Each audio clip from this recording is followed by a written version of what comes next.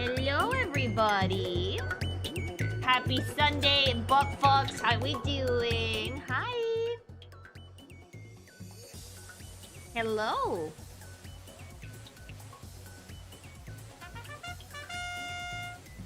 Hi.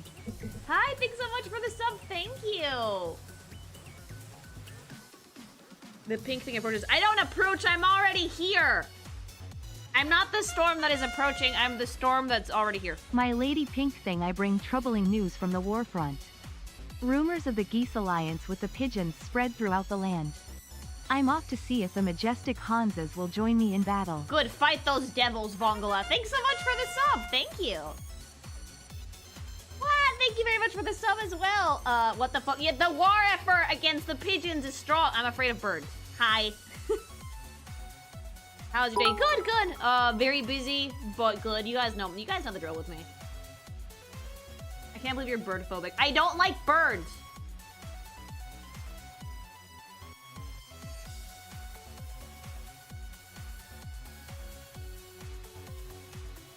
I cursed you, Lily. I was playing Expedition 33 and not even a few hours in, I was crying my eyes out. I cried within the first 20 minutes of that game. And then I cried again, like, not an hour later. Okay? You're in for a wild ride. But enjoy it. It's the best.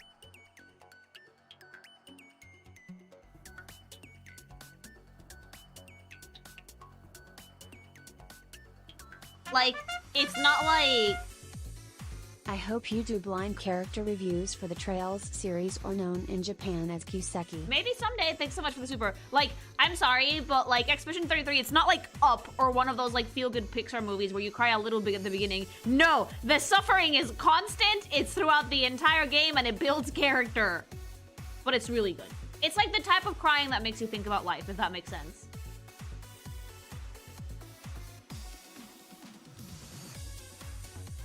And you have to love it. I mean, you're probably going to like it.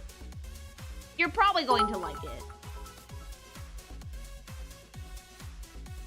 Did you know this game has a movie where you can get an ending where the male character marries Sabrina from Gen 1? And her character is like, I'm more than twice your age, though. And the MC is like, you fool, that makes it even better. And then the ending crawl mentions that they got married. That's so weird! That they got married, and if you're the female character, she marries Sabrina's plushie instead. So we saw a lot of stuff that feels unhinged, like the writers know people wouldn't look at it. Like, movies or games? Or like, oh, you mean the movies inside of the games. Okay, okay. Yeah, that makes sense. What fanfic is that? Yeah, I was about to ask. I was like, I don't remember that in the movies.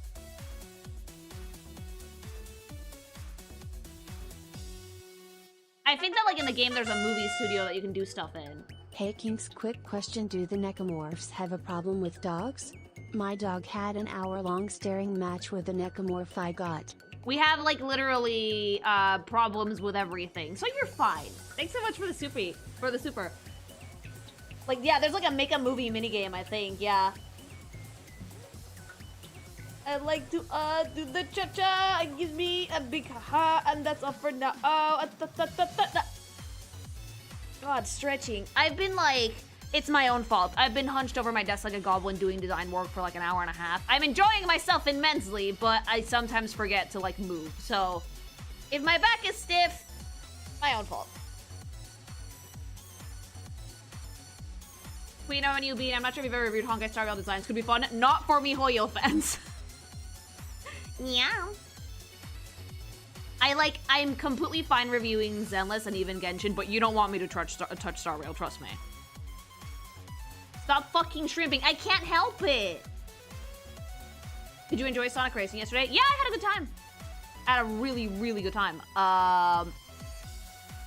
It's definitely making up for that, like, lack of, like, weird racetrack stuff that Mario Kart World had. Very enjoyable. Buff Puff's doggy style came in and it was quite good. I'm drinking raw meat right now. That would be Meat Canyon's flavor. I just call him Papa Meat because that's like the channel of his that I watch more often because he doesn't make animations very often. It's nice and watermelon-y. Hunchback of Lily Dawn. I really should not trim so much when I'm working, but like I was really in the zone. Like, I watch Papa Meat, so for me it's like, oh, this is Papa Meat's flavor, which you can get your own if you use code KINKIMATION at checkout for 10% off your order. Fucking delicious. Incredibly refreshing. I think it's like one of my favorite flavors. Like, if you want refreshing flavors, raw meat is the way to go. Oh, wait, it's even wilder than I thought. It's the Mystery Doors of the Magical Land series 3 Strange Endings.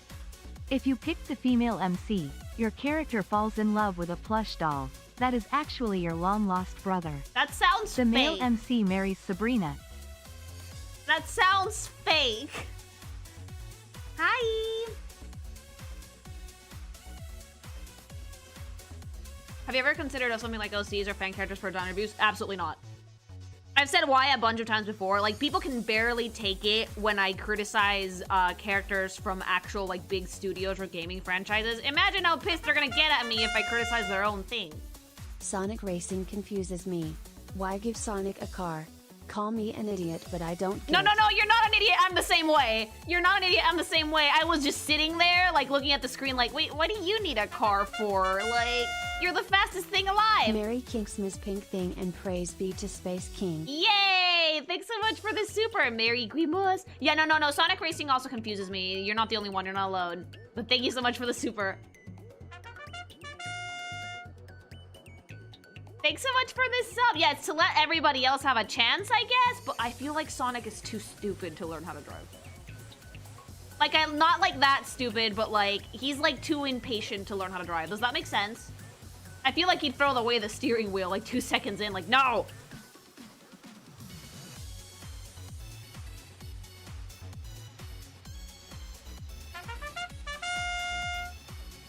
The strange endings do live up to the name. Oh, do they? Thanks so much, Super. I feel like Sonic would probably drive, but he would not enjoy it. It's like if you have to go to like a reading competition, but you're forced to read the Hungry Hungry Caterpillar instead of a book at your reading level. I feel like he would not like it. I feel like he would be tapping his foot the whole time and like pressing the accelerator at the fucking fastest speed he could, and he could be like, I could win this race if I wasn't in this stupid car. Princess Sally taught him how to drive, so they could enjoy some backseat time. Winking face emoji. No, I feel like he's one diss alive from unaliving himself because he just fucking hates being that slow. Thank you for the super. Sonic be like, I can get out and run faster than this. Yeah, he's one like fucking like one more rival being like, Sonic, you're so slow from fucking Minecrafting himself.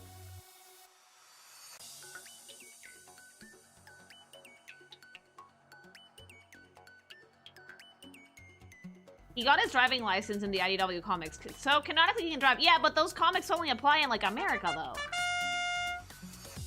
Putting Sonic in a car is a handicap to give the other racers a chance. Yeah, wouldn't he hate that though? Like, knowing him, wouldn't he fucking annihilate himself mentally? Every single one of you would hate that. If you were really, really good at something, and you were like forced to like fucking dial yourself back so other people would have a chance, you just wouldn't compete. He would be like, I'm sitting this one out, bye. I feel like he'd want to speed up so bad that he'd push the pedal to the car floor. Maybe he can cheat. He can, like, Flintstone it. Maybe he would cheat. He would cut the floor out of the car out and just run with the car frame.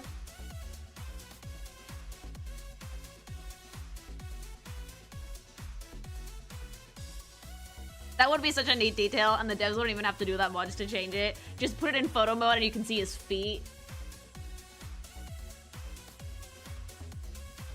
It wouldn't be cheating, it would be like, that way I can be as fast as I want to be. He's a fair player who likes a challenge after all. I mean, he likes a challenge, yes, but if it's not a challenge, of course he's not gonna like it. Well, Sonic has been driving since 1994 in Drift. Yeah, I mean, it just strikes me. It's like when in Shadow the Hedgehog, when they gave him motorcycles for like no good reason. I don't think he would like that either. Shadow's supposed to be faster than Sonic is.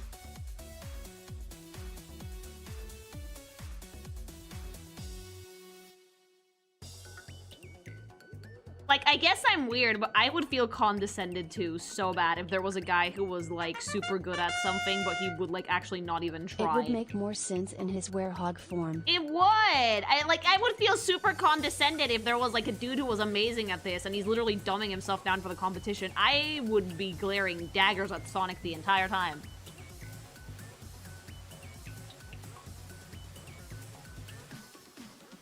Like, imagine going, I won! And there's someone in the background who didn't even try, like... Imagine if they add motorcycles in the game. Did they? I wish they did. I liked Shadow with his motorcycle. I don't get why he would use it. He used it too in like Sonic 06, and it was like, why are you writing that? Would you prefer you just win by default? Yes. Usain Bolt races turtles for a hobby. Lily, let Sonic have his own thing as well. Just make him race on foot. Just make him race on foot and everybody else can drive. That way he'd be happy.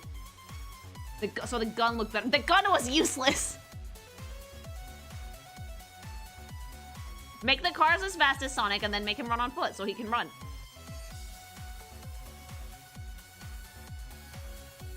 Make the cars like powered by Sonic's quills like they do it in the movies. Didn't Shadow admit that he rides a motorcycle because it's cool? That sounds like him. He doesn't use them cause he needs to. He likes it. I feel like Shadow uses the motorcycles because of the aesthetic, because that he is that bitch. Thanks so much for the super.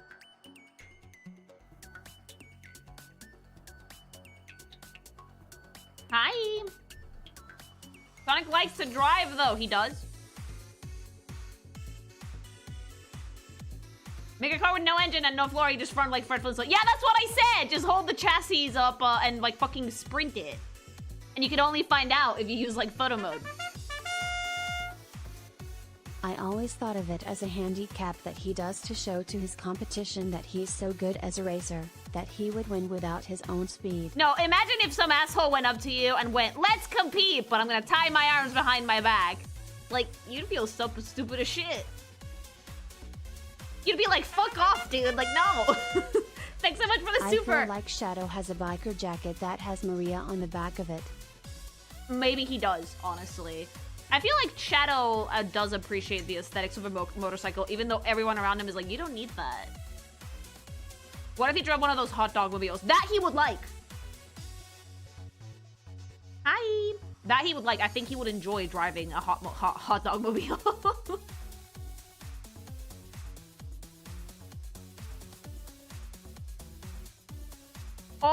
Or do something like he ate too many chili dogs and he got bloated, so just make a fat Sonic in the car. He needs to drive, because otherwise he's gonna barf. The Glizzy Wagon, the Glizzy Wagon!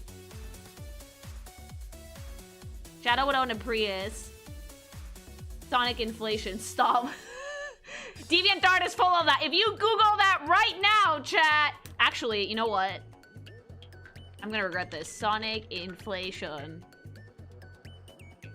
I can't believe Sonic, immediately. Oh, that's a lot of fat Sonic. Oh my god. Why are people like this? I don't know if I can show this. But are Sonic and Co. as tall as the average human, or are they driving specially made vehicles for them? They are driving Thoughtful especially face made emoji. vehicles for them. I can't believe Sonic inflation is an actual economic term. Thanks, Pat. You don't need a bike, Shadow. IT comforts me. He likes the bike! Thanks so much for the super! Why did you look this up? Because I was curious. Immediately DeviantArt fetish shit. Immediately. Lily, no. Lily, yes! Oh, that's a lot. Wait!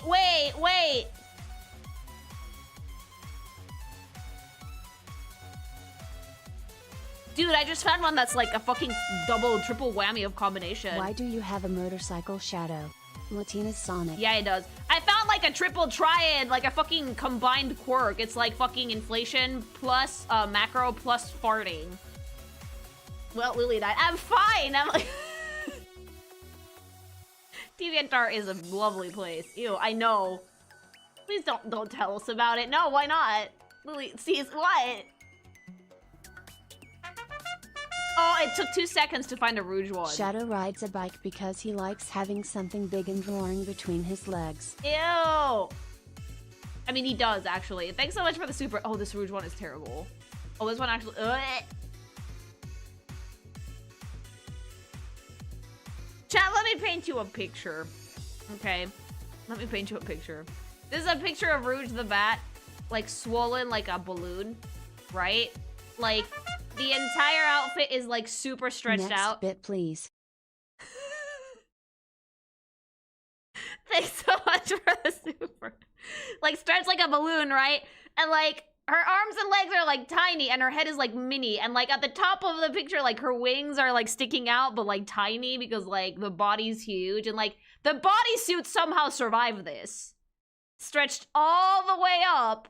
And, like, the heart thing is bigger, but it's still, like, a solid heart, and, like, the tits are spilling out of it. Lily, don't go down that rabbit hole. No, I need to print you guys a word picture, though. Thanks so much for the super.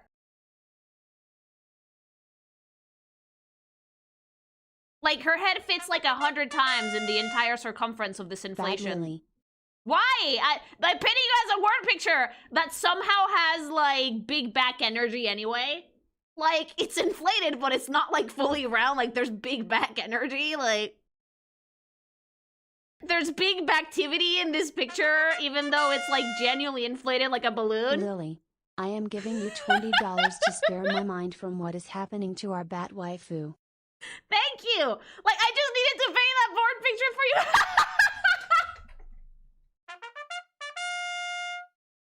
Cease. Oh my god, thank you! Like, guys, that's incredibly generous. You guys would last 2 seconds if we did, like, a fetish art review. If we were, like, roasting fetish art, you guys would last about 2 seconds. I swear to God. Where's your spine, chat? Thanks so much for this super, though. It's incredibly generous. To have ears and an imagination. Oh no. Last in one way. No, you would leave. Alright, that's it. Your Oshi status has been revoked. No, this makes me an even better Oshi, I think. Because I'm not afraid of, like, the nitty-gritty of the internet. I have never been so thankful for a nut in my life. Thank you for the super. If you want an ad, I'll give you an ad. I have my gsupps right here.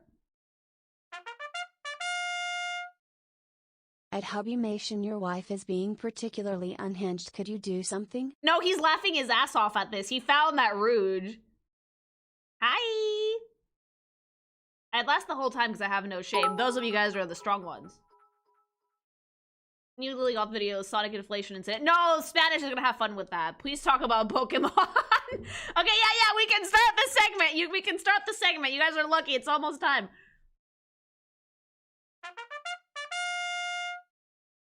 Mr. Metokura would be so proud. I'm assuming that's someone who's talked about Sonic artwork in the past. Thanks so much for the super.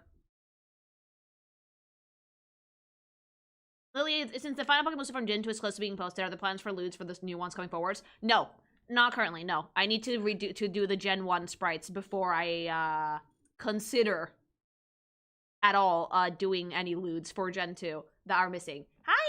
Endurance stream, but the endurance is chat surviving whatever Christoph Luli shows us. I'd have to curate that selection of fetish art for you guys. Deviant art is proof that repressing makes it worse. I've said this like fucking 50 times that you can't repress people's sexuality because it just becomes a problem, chat. Hi! I'm having a wonderful time. I don't know what you guys are crying about. Thanks so much for the super. As long as she doesn't bring up Sonic-Ku. Oh, that medallion is cursed. I believe in Noroid, and that thing is Noroid. Thank you for the super.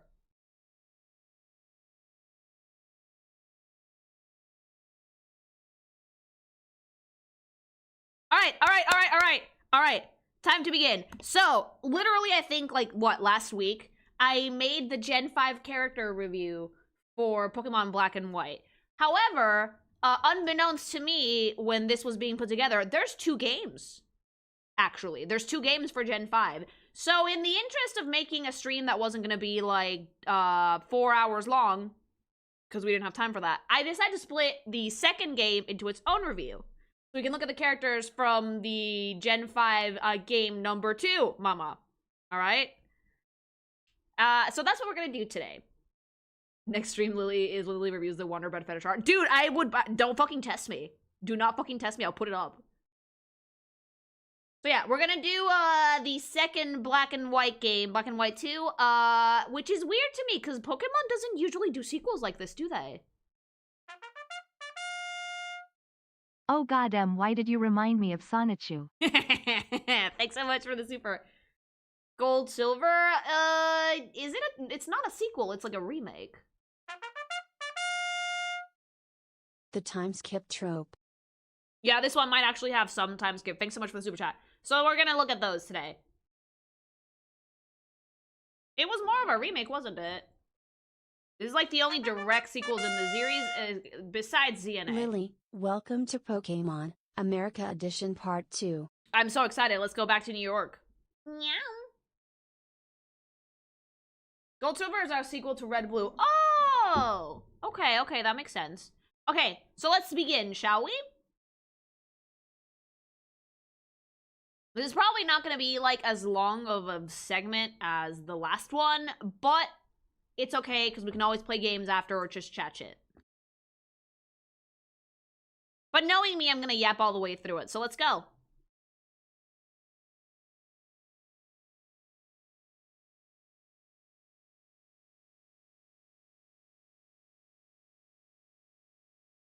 Black and White 2 is like a 100% time skip sequel. Oh!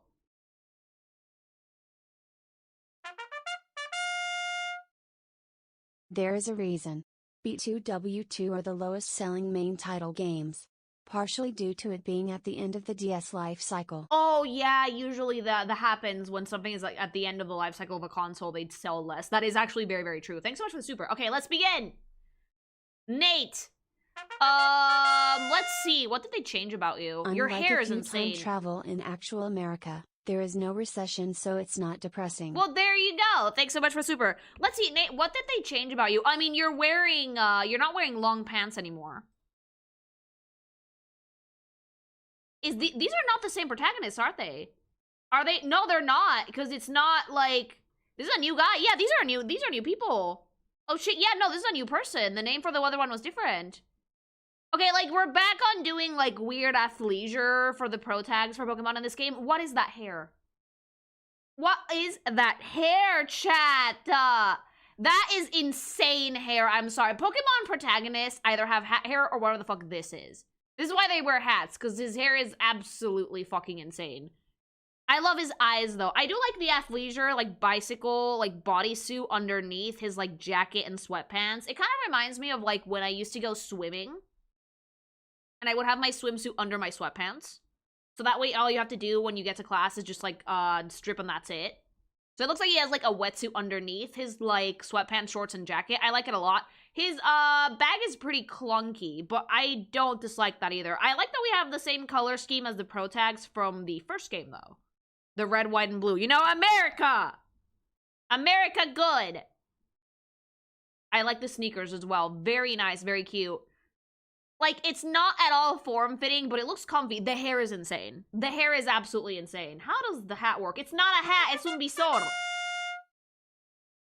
Fun fact, Red/Blue take place at the same time as Ruby/Sapphire. And Oh. 2 years later we have Gold/Silver taking place at the same time as Diamond/Pearl. Wait, did they actually say that? That's actually fascinating. Thanks so much for the super. I'm pretty sure these player characters are supposed to be older than most of the others, with the ones do from feel Black older. and White being around 14 to 16 and these guys from the sequels being around the same age. They do feel significantly older. That is actually true. This is why I never choose the male protagonists in Pokemon games. Fucking roasted. Poster. I mean, yeah, but, like, I'm sorry. No, like, I would choose, like, Paxton in ZNA if I had the game, because, like, he's pretty attractive. But this one has, like, Nate is, like, holy shit, cocaine hair. Okay? Like, holy shit, we rolled out of bed, slapped on the visor, and we thought that looked cool. Or maybe he's one of those, like, fucking kids that spends, like, half an hour with, like, a blow dryer and hair gel to attempt this look because he wants to look like an anime protagonist and he doesn't know that everyone at school is making fun of him behind his back. His ears are dead. His ears are there. Welcome to Lily's streams. Oh, get used to the TTS and reaction segments. People have a lot to say, and I'm not discouraging that. I do enjoy hearing random tidbits about the games. Did you ever see the manga for Black and White where, like, Ghetsis tried to crucify the Dream Leaders? No, I did not. You guys told me about this, though. Remember when everyone in the 90s wanted a bowl haircut? Oh, dude, no. Like, if you want bowl haircut, if you want heavy is the bowl, you have to look at any of the League of Legends cinematics for Worlds. Holy shit, bowl cut. Like, hubby showed me the video for, like, the one for last for 2024, and, like, the song is called Heavy is the Crown, but by the end of it, I was singing, Heavy is the bowl cut, a Korean man, because, like, holy shit, it's their favorite hairstyle. It's their favorite hairstyle. I swear to God, heavy is the bowl.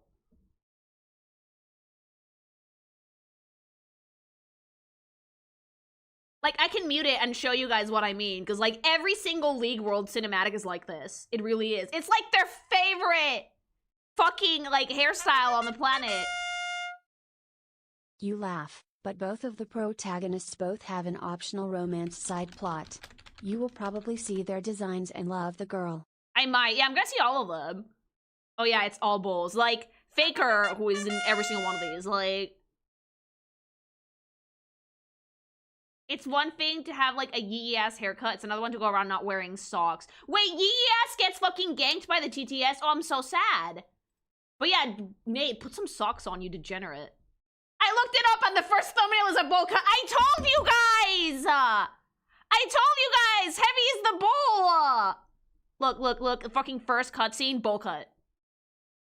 Linkin Park? Linkin Park? Bowl cut. Super bowl cut. Bowl cut? Bowl cut, but quite. Bowl cut? Not bowl cut, fade. Bowl cut. 2 bowl cut. 3, 5, 4 bowl cuts! And Faker, who is the god bowl cut. He's not here yet, by the way. The 5th one is Faker. The 5th one is, like, the god of bowl cuts. I can never take the League World cinematic seriously because the IRL players, I always laugh too hard and cringe. I don't think that that was the intended purpose. No, Squeaky, you and I are exactly the same. Exactly the same. Because I look at the cinematics and I admire the animation, but then I see all of, like, the dweeby Korean kids with their bowl cuts, and I laugh my ass off. Even though, like, they are athletes, and I completely recognize this.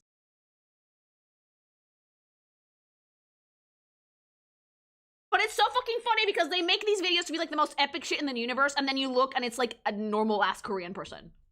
See, Faker, like fucking heavy is the bowl cut Nat on just Korean man. Tissues and his outfit is complete. I love these videos, but it never fails to make me laugh. The fucking bowl cut. Yup, like, these are actually real players. And yes, they are athletes, guys. You cannot say that they're not athletes. The amount of fucking mental concentration and actually, like, hand emotions that these people do to play League on the level that they do is actually fucking insane. But man, it never fails to get me. I consider B2/W2 the grand crescendo/magnum opus of the 2 games, as it had the most post-game content of any Pokemon game, including HGSS and I Love Gen 2. I mean, that's a lot of content if that's the case. Thanks so much for the super. Like, if you consider archery a sport, League has to be a sport because of the amount of, like, muscle movement in that. Oh, there he is. There he is. The bowl cut god. It's just Faker. It's like the most epic sin in the universe, and it's just Faker. The bulliest, the bowl cut. Like, they're all incredibly talented players. They're all super gifted, but I am counting 6 bowl cuts on screen. 1. Let's count the bowl cuts like you'd count them on Sesame Street. 1 bowl cut, 2 bowl cut, 3 bowl cut, 4 bowl cut, 5 bowl cut, 6 bowl cut, but wait. Okay, yeah. We're getting sidetracked. The point is, I'd rather have the bowl cut than whatever the fuck Nate is rocking, okay? Let's look at the girly pop. Like, you gotta say it like the count. I have, like, bahaha. Yeah, 1 bowl cut, bahaha. They shouldn't be calling it the Super Bowl. Oh, yeah. And look, I recognize the insane amount of skill and talent that these players have. I do, but the cinematics will never not be funny. Because it's just normal, like fucking dweeby people in the most epic fight scenes imaginable. I love it. I never thought I'd be happy to get double ads. No! Thanks so much for super. If they animated something normal for them, it would be more contrasting, but they always do shit like this, and it always gets me. Alright, Nate, I hate your hair. Holy shit, brush it. But the outfit is cool. Looks very, like, comfortable, athletic, very nice. Let's see the girly pop.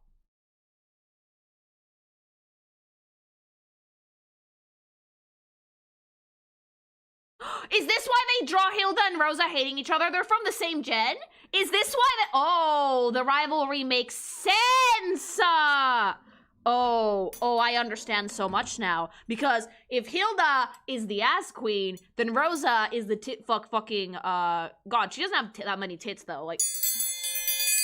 Like, first of all, I love her. Second of all, like, remember when I said when we did, like, oh, cool, Turfin, thanks so much for that. When we did, like, the review for Gen 5 that I've seen Hilda taking it up the ass in, like, 50 fucking thousand ways imaginable. Yeah, I've seen a lot of Rosa porn, too. A lot. So much. Like, people draw this girly pop with the fattest tits known to man, which she does not have. And I've seen her fucking throat goating more dick than I can count.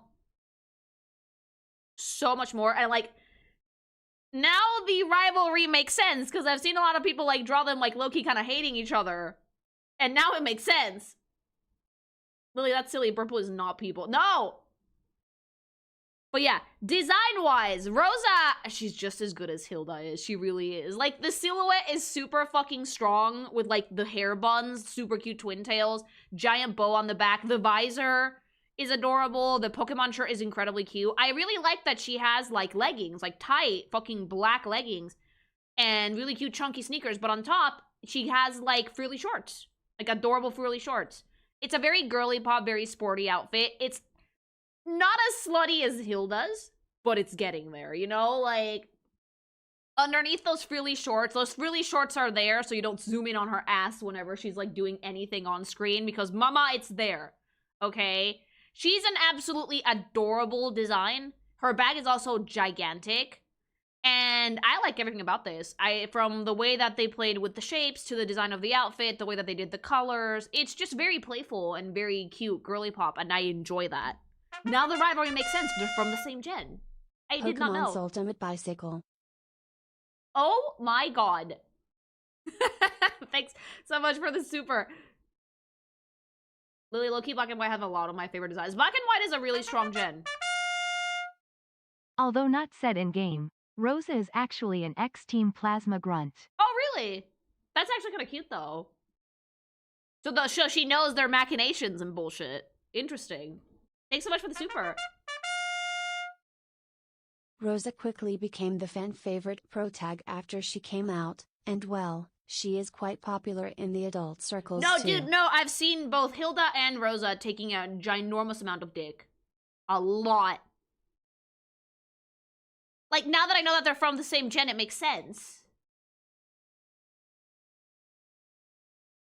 Oh, that's manga only. Oh! Anyway, her design is pretty fucking baller. I like it quite a bit. This character was my childhood crush. I think a lot of you guys probably, like, resonate with the Gen 5 designs. They're pretty iconic. These are some of the most, the character types from Pokemon I've seen the most, for sure. Rose is a former plasma grunt in the manga. Oh, yeah, okay, it's a manga thing. Okay, that makes sense. Thanks so much for the super. Resonate, you say? Yeah, I mean, sure, there's a lot of porn, but, like, the character designs are also genuinely good. Pokemon Girls and Dick made a more iconic duo. There is none. Remember Lily fan art at least 3 cup sizes. Also in the manga she is X-Team Plasma.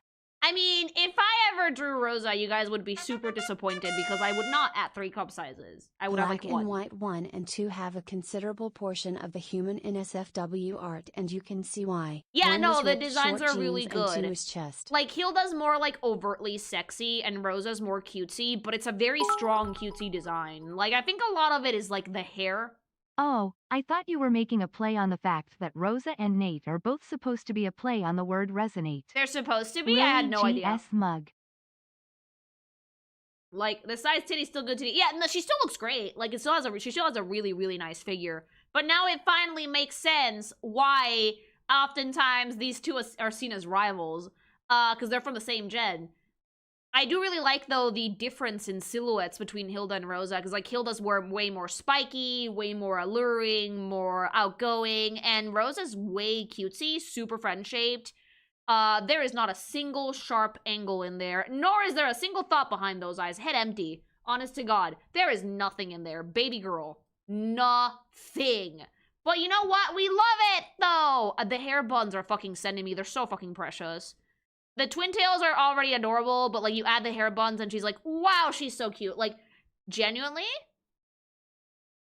I sometimes kind of miss having, like, set pro tags.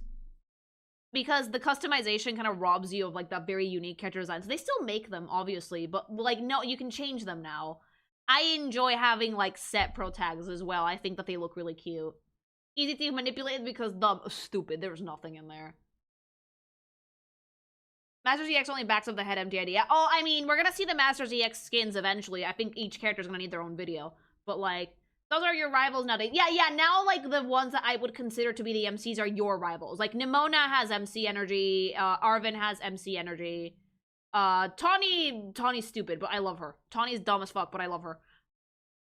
But yeah, like, Rosa, I think it's a very, like, great play on how to make a character look incredibly approachable. Like, stupid approachable. By just being, like, so round and open and soft in general. Also has an athletic vibe, despite the fact that the outfit's pretty girly. I think that, like, part of me kind of wants to see a version of Rosa without the ruffly shorts, if that makes sense. Because I feel like those leggings are, like, digging their way to Jupiter, if that makes sense. They look tight. They look shiny. It's the tights and sneakers. Those are leggings, mama.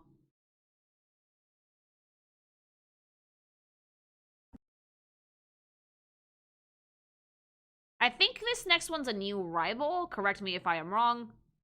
Hugh. Oh, I love him. Oh, that's a great silhouette. Oh my god, that's so cute. Yeah, new rival. He looks like a Murkrow in given human form. He's so spiky. And I love his outfit so much. Like, this is like really, really solid design overall. It's good colors. Hugh gives off silver, Johto rival vibes, but isn't like that at all. I miss when the rivals were mean to you. I kind of do. Also, why don't none of you guys wear socks with your sneakers? Put the sniffer out or put on some socks! The last MC design I actually remember from Pokemon is Gloria, and that is purely because of the Scottish meme. Yeah, I feel like they're focusing more on the customization now, so they don't really go that deep into it. But Hugh is super cute, because he also has, like, the red, white, and blue scheme, just a little bit more toned down saturation-wise. Very interesting sweatpants that are, like, poofier on the top and, like, skin-tight on the bottom. I love the jacket, 2 bits. It's super cool. But I especially like his face, because unlike Rosa, who is, head empty, very round, very friend-shaped, Hugh looks very pointy. There's a lot of intensity in his designs, like, right down to, like, his eye shape. They're sharp. They're triangular, they're pointy. So, like, Rosa looks very soft and, like, mofu adorable, and Hugh looks like a skinny white boy that's gonna try and beat you up with, like, a Pokemon, you know? But I'm kind of obsessed with the athletic look that they all have so far. I feel like it makes sense for someone who's running around trying to catch Pokemon all the time. You're gonna get bit by ticks, though. Put some socks on! Hugh got the best rival theme. Well, for me at least. I'm probably gonna listen to that one eventually. Thanks so much for the, bits.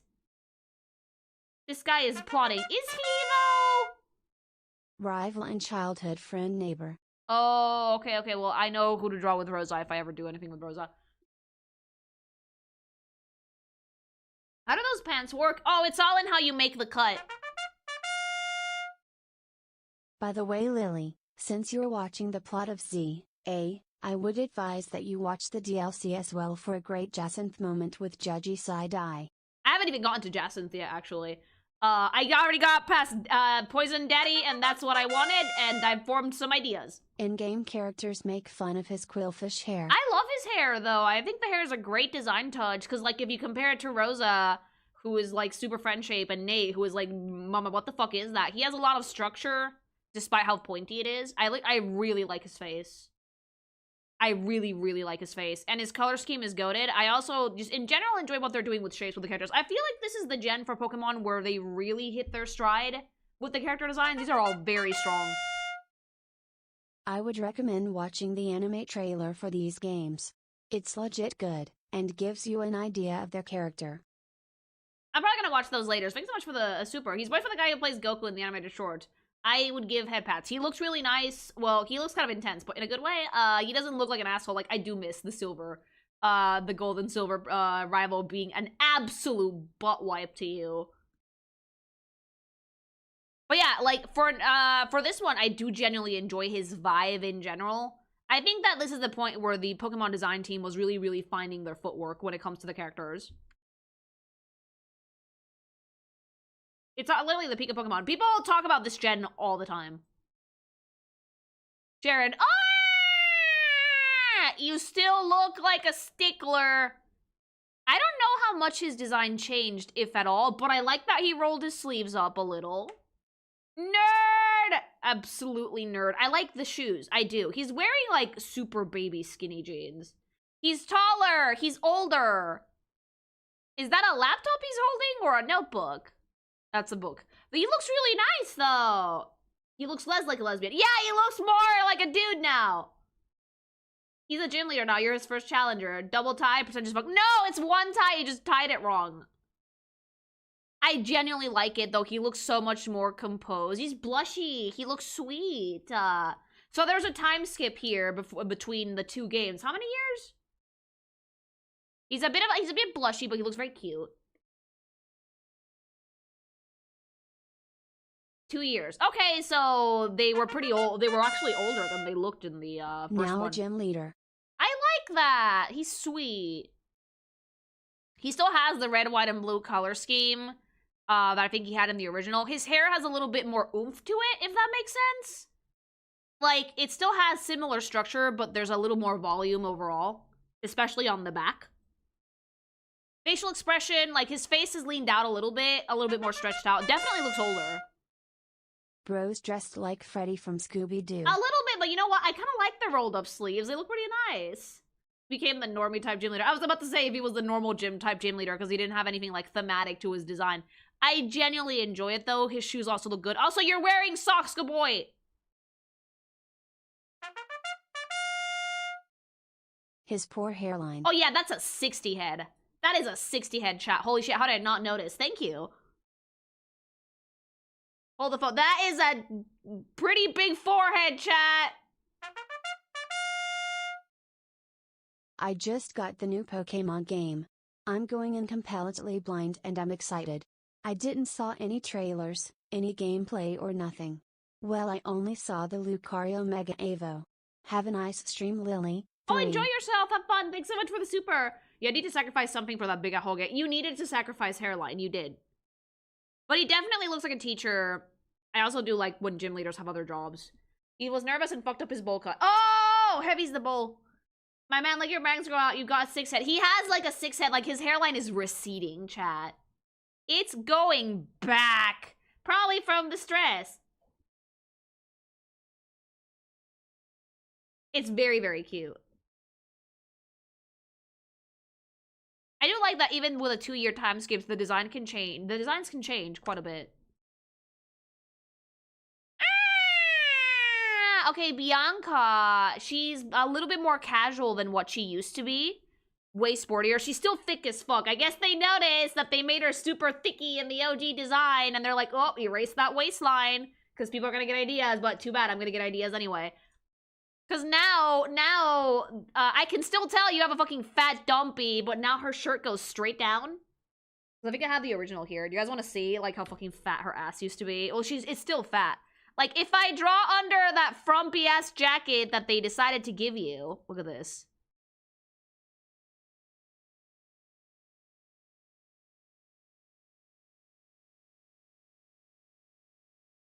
Like, she still has really wide hips, chat. Yeah. She's now Juniper's assistant. She gives starters. She looks very sweet. I did like her dress, and I'm gonna miss it, but I do like the more, like, athleisure outfit as well. Her color scheme remains the same. Very pleasing to the eye. Orange, green, nothing super aggressive. I like the addition of the glasses, though, and her face has aged up a bit. If you want to age up a character in anime, you have to make their faces a bit longer. Just a little bit. Imagine Bianca and Cheren being in a relationship. Oh, head empty versus head full of anxiety. Fuck yeah. Thanks so much for the super. Yeah, damn, the bows on the shoes are cute. No, the whole outfit is adorable. It's not as, like, girly as the OG, but it's definitely functional, and she does look older. A lot of that is because the face is much longer than, it is longer than what it used to be. There's less space between her hat and her eyes now. Also, why do all the characters that are older have like a 6 head? That's so much forehead. Where's your hairline? That's so much forehead, chat. Look at that. Like, I'm assuming her hairline is just above where her hat starts. That's so much forehead. Code Lyoko in the future. She's already like those. She already had like a 6 head. But her face is a bit longer now, so she looks older. Bianca got glasses and Cheren lost them. Hairline is a myth propagated by the Digimon spies. All Americans have big brain. I genuinely like this outfit. It's more toned down than her usual, but it makes sense for a character that's kind of like settled down, has like her job now. She's working with the professor. So obviously she's not going to wear something like super elaborate there. Super cute. I like that they kept the same color scheme. Not a ton of changes otherwise, though. It's big enough to play chess on it. You can play tic-tac-toe on that forehead. She's getting smarter, Lily. Her brain is expanding. Do you agree that she looks like Isabelle as a human? Not quite.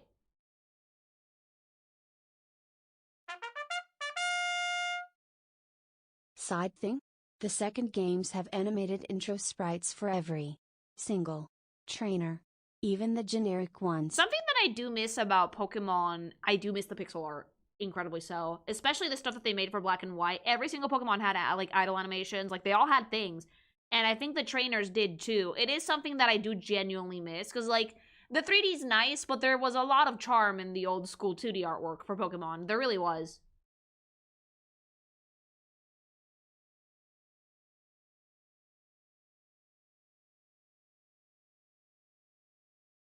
Who the fuck are you? Are you the child of the champion? Is he the champion's child? Did that man who never settles down procreate because they have the same hair and the same way of carrying around Pokeballs? Grandchild. Oh, he was a gilf. Oh, he was a gilf. Fire gym leader, most likely. Oh, the fangs are super cute. No, this is a wild fucking fetus. This is a wild fucking fetus, chat. Feral grandchild. This boy was raised by wolves. Or the Pokemon equivalent. Not a gym leader, actually. Alder fucked. Of course he did. He probably has like 20 children. That is some Yu-Gi-Oh hair, though. That is some Yu-Gi-Oh. Oh, he's a child with a mohawk. He's probably a menace to society. He's a child with a mohawk. A menace to society. I do like the implication, though, that he's roughing it out on the wolves. In the woods for like a few design tidbits, right? The first one being the firewood on his back and the fact that he has like a machete tied to his backpack. Who gave that child a knife? Do not do that. The second one is he has like no PC, so he carries his Pokeballs around with him, like around his neck. Makes sense. The third one is his clothes are destroyed. This child has not taken a bath in at least 2 weeks, and he needs to get dunked into a river like yesterday, okay? But in general, I think that plays character design-wise into the vibe of the character, which is very high energy, very intense, very fun. Like, there's a lot of, like, triangular bits and sharp angles all over the design. It's very chaotic. Like, the silhouette is incredibly chaotic. There's, like, no places for your eye to rest on, so to speak, but it's still fairly well balanced. So, your eye can rest at his limbs, but nowhere else. Alder took him camping and forgot him in the forest. Oh, we left him there. We abandoned this child, chat. We left that child in the forest, okay? I forgot he existed, but, like, it's a good design nevertheless. I would not consider this one very forgettable because they actually did follow the rules for character designs fairly well when they were making this kid. Not only does he resemble Alder because it's his grandkid, but he has, like, in high contrast to Alder's very laid-back energy, this is a very high-energy character. There's a character who is a menace to society, child in a mohawk, chopping woods in the fucking forest, because he's out camping. He doesn't have a PC, and the Pokemon fights always end in carnage. He probably walked into the Pokemon Center to heal his team, and all the Nurse Joys screamed, "Give him a bath! Give that stinky fetus a bath!" He turned out fine. He's great.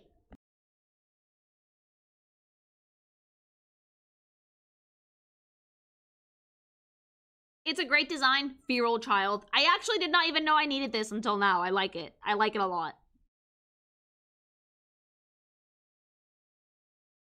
I like that his name is Benga. He also has like caveman name, chat.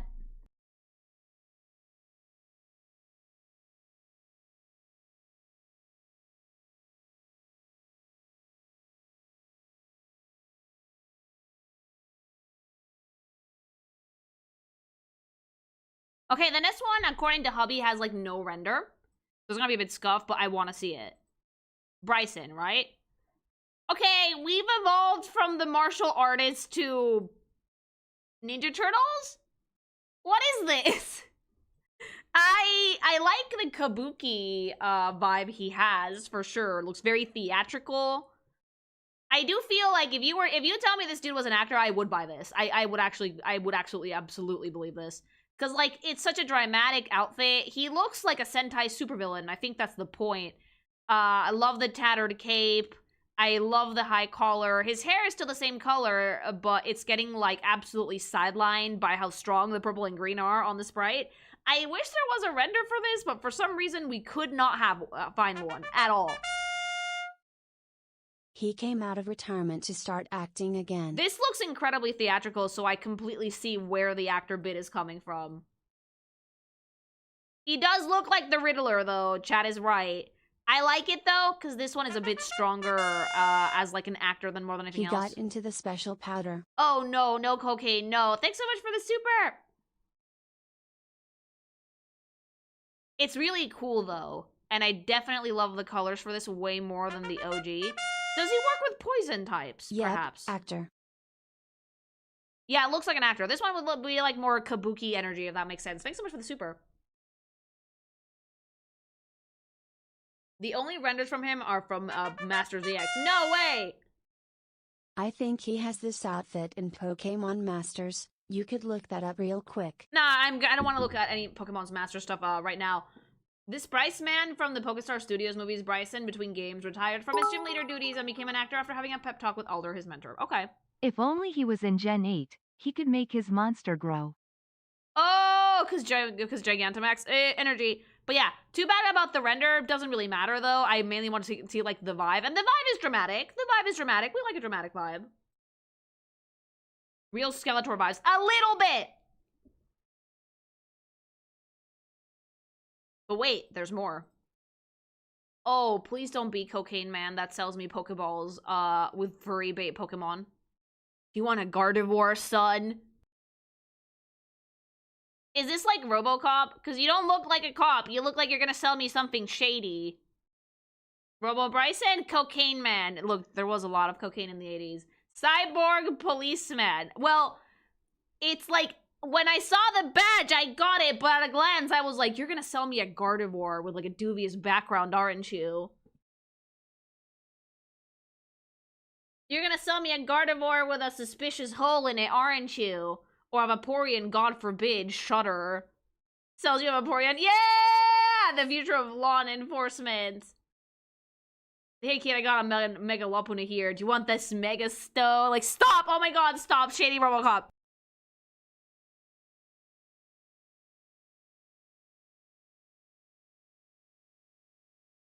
He's literally gonna, he's not going to you. He's like, hey kid, once you taste Poke Pussy, you'll never go back. Do you want to try it? And then just Nate fucking books it like.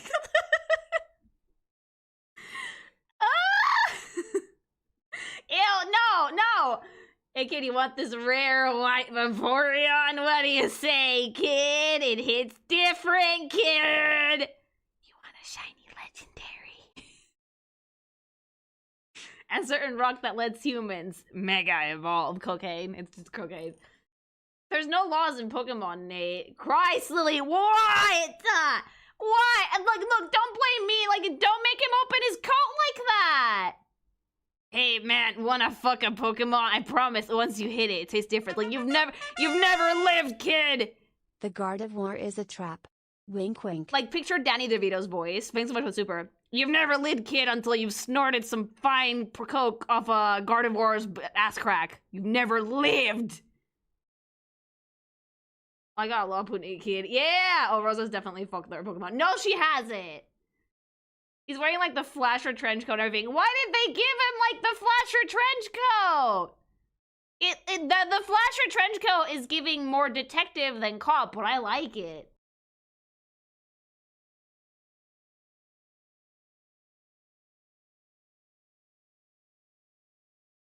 This is why posing in silhouette is so important, children. Because if he had the badge on his coat, he could just justify opening the coat to show off his badge. But he's holding the badge, so he's just flashing you with fucking, black market Pokepussy.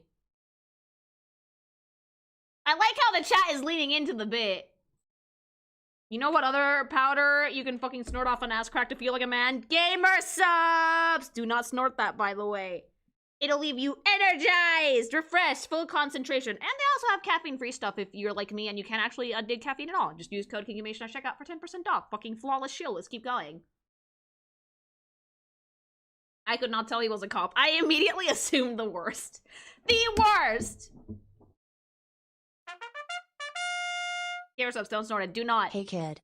Once you try the Stealth Fox, nothing else will be magical. Oh god, no, could you imagine? Stop it. Thanks so much for the super 10 out of 10 ad. You gotta do it. You gotta do the mad reads, chat.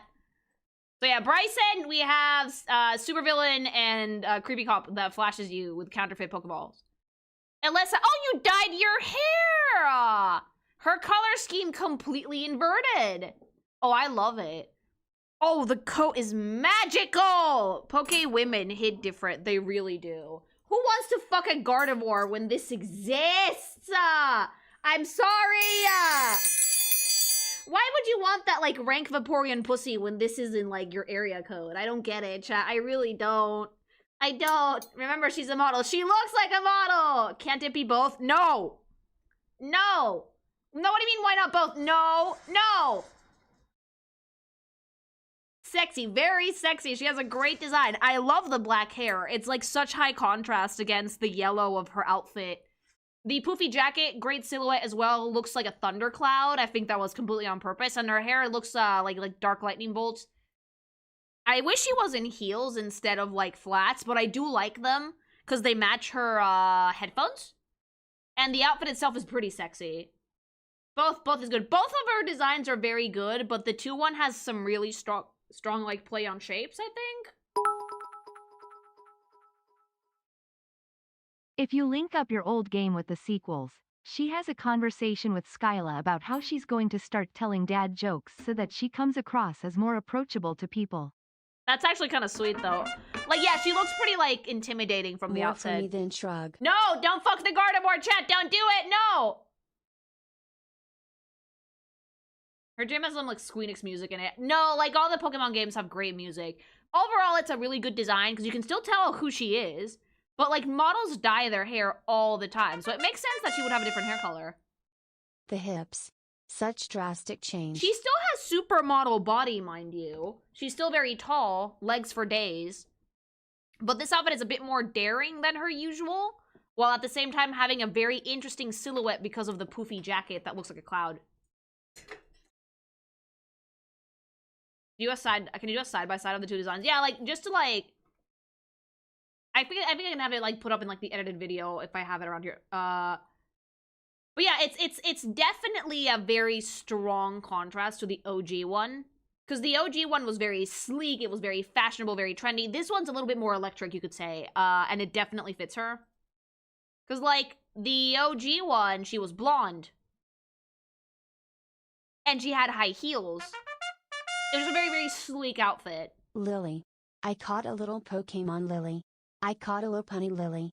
There's no laws against the Pokemon Lily. Cease, don't do it. Thanks so much for the super. Don't do it. I love the hair extension. Yeah, the hair looks amazing in black. All the gyms got redesigned between games. Elisa's is now an actual modeling catwalk instead of a roller coaster. Which makes sense, like, she is a model, that is her thing. But I will say that the silhouette for the sequel is definitely more striking. Because of the jacket. Because it looks like a thundercloud. The hair, I think, making it a little bit shorter works to their advantage. The outfit is super fucking cool. And the black is definitely higher contrast than the yellow. I definitely appreciate the redesign for the second game. She dramatically throws the coat off before battle. How very fashionable of her, actually. Thanks so much for the super. So I do like Elesa's redesign. It's really, really nice. Both of them are pretty good, but I think that the second one is more electric.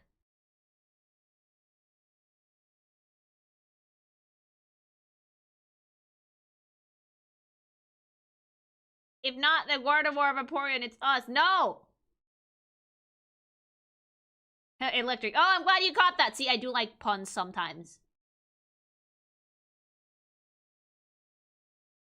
What if you Anthro the Pokemon? That's better. Marion! Certain fan art features both standing next to each other.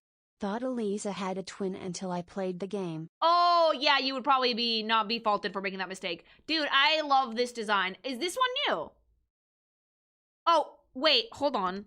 Hold on. Hold on. I just noticed something I don't like. Look at the feet. Look at the feet. Look at the feet. Look at the gripper. And then we pan up dramatically. What the fuck? Wear sunscreen! Why the fuck are you not wearing sunscreen? What are those tan lines? What the fuck? Put sunscreen on! That is not someone who tanned responsibly. That is someone who went to a tanning bed like that and stuck his feet out.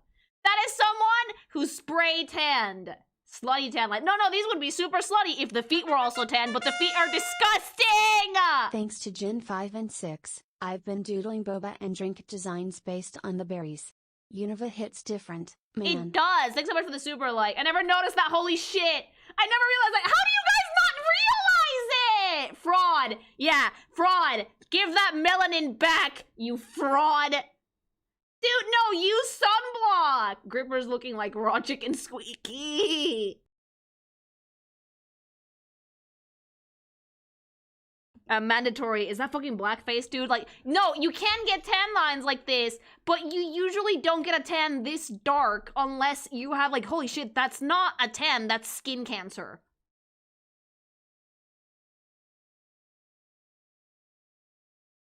Like, that means that during his, like, entire life, he's never shown his lower body to the sun. Never takes off the wetsuit bottom. Oh god, his poor dick. Thanks so much for the super, like, no, like, how the fuck are your feet that pasty? Whose white dream leader is this? Fake melanin! Fake His melanin! name is Marlin, not Marion.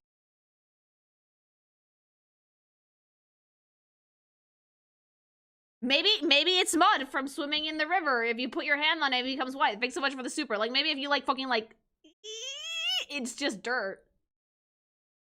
Oh my god, his feet. I cannot believe some of you guys never fucking noticed that. Lily, no, what? What? Like, that doesn't, like, I'm sorry, your feet would get tan too, right? Why are his feet pasty? Someone buried him waist deep on the beach and forgot Yeah, him. yeah. Like, if you are a swimmer and you're wearing a swimsuit like that, and you're, like, swimming lengthwise across the ocean or a river or whatever, your feet would also get tanned after a bit. I don't look at guys' feet, I do. Like, why are his feet so pasty?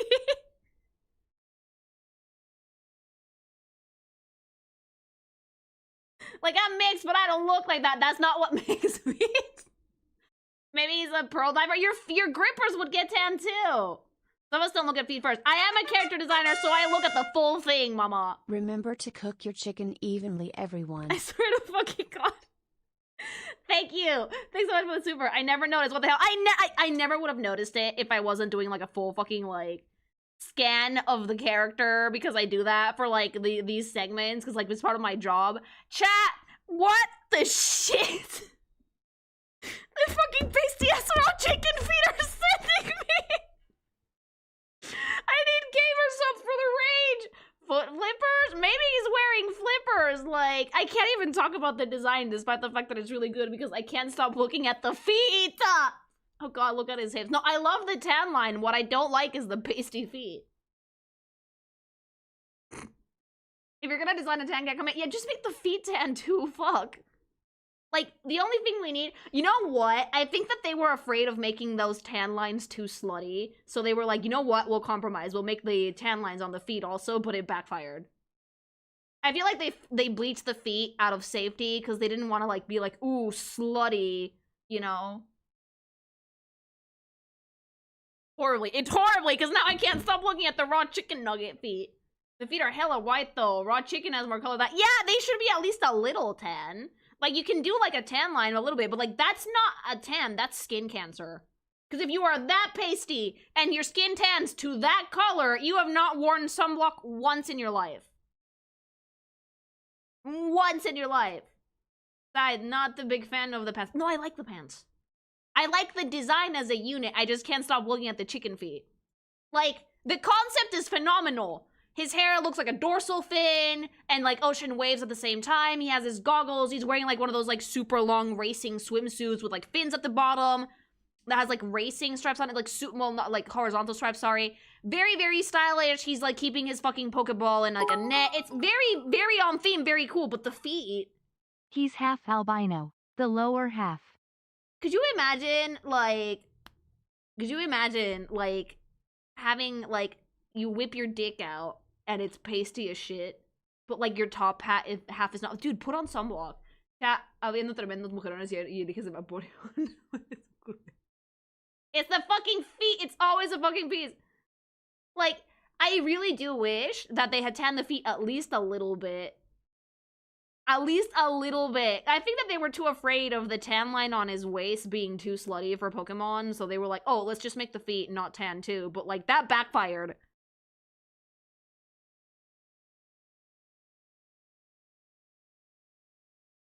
Like, why not just make him all tan, then not worry about it? Because they've done it with other characters before, but no, instead they just left the feet raw. He whips out his dick and someone yells, "The beacons are lit! Gondor calls for aid!" No, shit. Yeah. No, this isn't even vitiligo, because, like, dude, vitiligo is, like, way more uneven, and he'd have different patches of discoloration across his body. This is just a tan line. Wait, I thought that line was part of his pants. No, dude, it's, like, straight fucking... No, it's his skin. Look at the raw chicken feet. Like, if I show you this picture, and only this picture, you'd assume this character was a white dude, right? Wrong. Wrong. Not a white dude. He looks like he belongs in the Jersey Shore. I can't anymore, chat. No, we're getting unhinged. Maybe it's a variant of the disease called ironic Virgilio. No, like, Side note, I like characters with vitiligo because I think it's, like, if used, like, properly, like any other character design feature, it can look really, really cool and enhance the design. But, like, this is the weirdest use of tan lines I've ever seen in media. Lily, he is a white dude. He is! Like, that melanin needs to be returned to the fucking ocean or something. He stepped on the beach. Like, okay, have you guys ever been to the beach and had, like, your feet out, even if you were wearing pants? Because from experience, as someone who, like, boils in the sun, your feet do get burned. If you don't put on sunblock properly, your feet will get burned. Like, he should have tan lines on his feet as well. He lives in a Vising village, so that's the point of the tant, but bad execution. Like, yeah, I get the point of the tan line, just bad execution. No, Lily, like, he has red vitiligo. It's the opposite of what Michael Jackson had. Like, your skin gets tinted over time? Can that happen, or are you guys fucking with me? Anyway, point is, the concept is good. The tan lines distracted me the fuck out of me. I like the net a lot, I do. And I think that the swim trunks with the fins on them are very stylish, very Pokemon, very cool.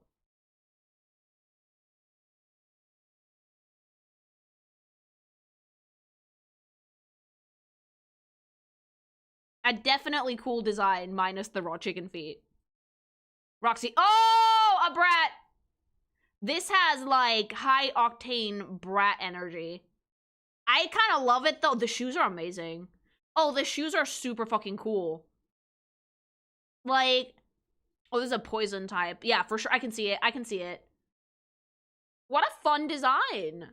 I adore her shoes, but I also really like the like, fucking sweater dress that's been torn to shreds on the bottom. The guitar is a really nice touch, because not only is it there to, like, showcase more of, like, the character's personality, it's there for scale. It's there to show you that this, like, person, this creature, she's not that tall, actually. Because guitars... Oh, wait, no, it's a bass. It's not a guitar at all. It's a bass. It only has 4 fucking strings. Never mind, she's a bass player. I love that, personally. I have one back home, which I don't play ever, but I love the aesthetic as, like, a bass player myself. It definitely fits. One of my favorites. Though I worry people think she looks like a kid because short. Well, she looks like a kid for several reasons, not just because she's short. Anime.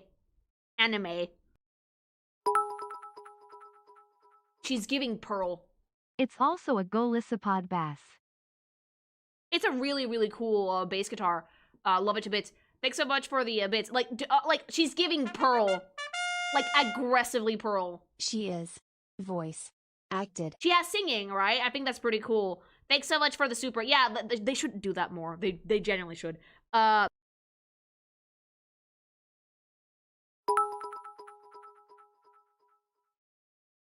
So Roxy was Ash's 8th gym battle in the anime, and she was so confident that she went 3v6 against Ash. Oh.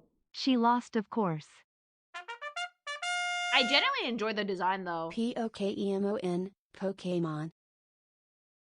I do like the design quite a bit, but there's a few factors that make this character look way younger than what she actually might be. The first is posture. The posture already makes her look fairly short. The second is that they gave her a gigantic bass guitar. It's really big. The mascot of her gym is coughing.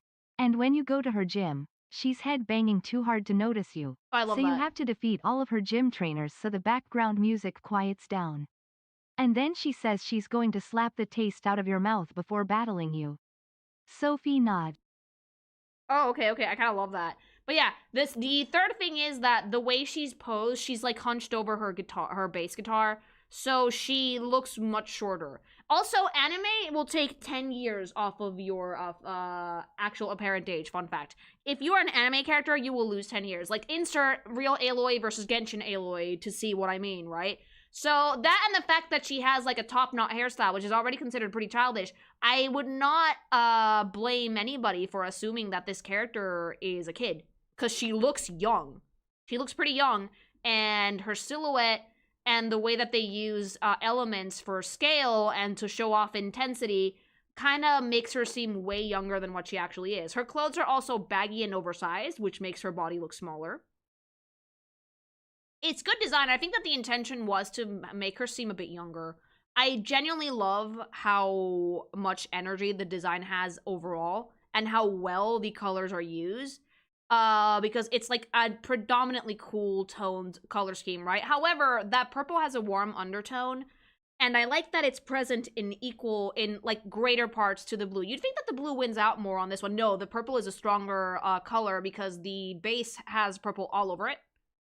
Black is a really nice, like, cool, neutral tone to tie everything together. White in the hair as well. Very fun character overall. She's, like, giving aggressively Pearl from Splatoon, though. Like, so bad. Like, this is Pearl in, like, her headbanging days. 1,000,000,000%. Anime takes 10 years off your age as well. It does! It does! No, it really does. She has freckles as well. Her forehead had reflect lasers. So many characters in the Gen 5 sequel have, like, fucking 50 head. Her platform boots emphasize that she's very short. Yeah, she's wearing, like, really, really big platform shoes, which I love, side note. Very cool. In Japanese version, instead of singing the word Pokemon, she sings the Japanese name for coughing, named Doggers. Oh, that's actually pretty interesting. Thanks so much for the dono. But yeah, it's a pretty good design, but I can tell, I would not fault people for assuming this is a younger character. Because everything about the design is, like, made to make her look tiny. You know? The positioning, the silhouette, the oversized clothing, the oversized bass guitar, the platform shoes. So yeah, like, it's completely intentional that she looks smaller than what she actually is. But it's a very, very good one. Again, I think that this gen really, like, Gen 5 really found its footing when it came to character designs. All these are incredibly strong. The design screams poison type. Because of the colors and because of, like, the sharp points that, like, emulate, like, barbs. You know? Most poison types can be pretty pointy. So Roxy's a pretty good one as well. Except Marlin. Marlin is a special case. Iris. Oh! We've evolved. I actually really liked Iris's original design, but now I'm guessing she's the dragon type gym leader. But now, 2 years later, she's fully embraced the princess, you know? She's the champion. Oh, she's fully embraced, like, the princess side of herself. Like, she is the champion. I love this for so many different reasons. Like, it still uses her old color scheme and her old silhouette. But there is like a wild elegance to the character, despite how like bitty she is, that only benefits a champion, you know? Like, the crown is super cute, pointy, the hair is also incredibly pointy, but the dress is so soft, and it frames her body so nicely, even if it's oversized. It genuinely looks like a really fun time. Like, it's like taking the princess and the dragon stereotype and flipping it so she's in charge. Which I think fits her so well. She does look 2 years older. She doesn't look as bitty as she did in the original game. And she's definitely incredibly confident. She was always kind of confident looking in the original, but I think that this one takes that confidence and turns it up to 11. I particularly love the way that they blended the intense design elements with, like, the more friend-shaped ones. So, like, there's angles in this, but nothing super sharp. Not like Roxy. Everything has, like, a rounded edge to it, so it definitely looks more approachable. So instead of giving intimidating, she's giving high energy. Her champion theme is up there with Cynthia and Nimona for how hype it is. The song sounds pink. Oh, that's a way to describe something. I like that. Yeah, the song definitely feels pink. She evolved to champion status, and her them is a bop. Oh, she's so cute, though. Making her hair a little smaller definitely helps her look older. Yeah, they actually shrunk her hair down significantly for this. Champion Iris. She's so cute. Thanks so much for the super. She's so elegant. It's a very elegant design despite being very, very fun. Because the dress is floor length, and it has like a really nice sense of flow, and it frames her body really nicely. Pokemon Champions Iris. I do think that she looks pretty good as a champion. It's adorable, actually. Thank you for the super. But yeah, they did a lot of things to make her look older. They framed her body better. It took way too long for this design to finally show up in the anime. I mean, it did show up eventually, though. Like, the crown, the hair is smaller, the dress frames her better, she seems a little bit taller. Alder retired after the events of BW1 and Iris took over as the champion. I mean, he kinda needed to. Apparently, he was never doing his job. Thanks so much for the super.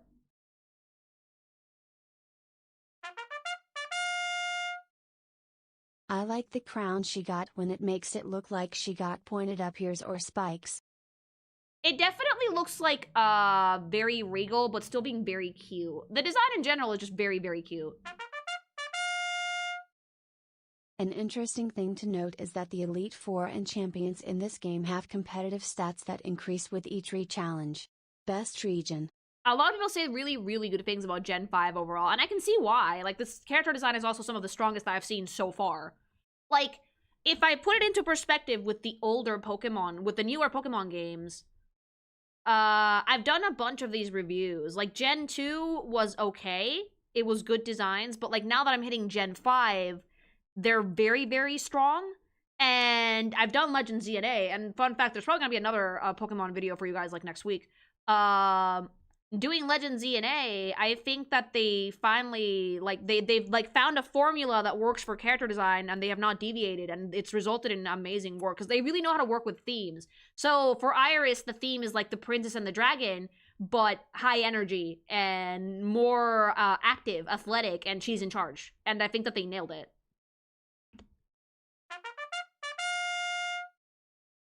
You're not prepared for the PWT.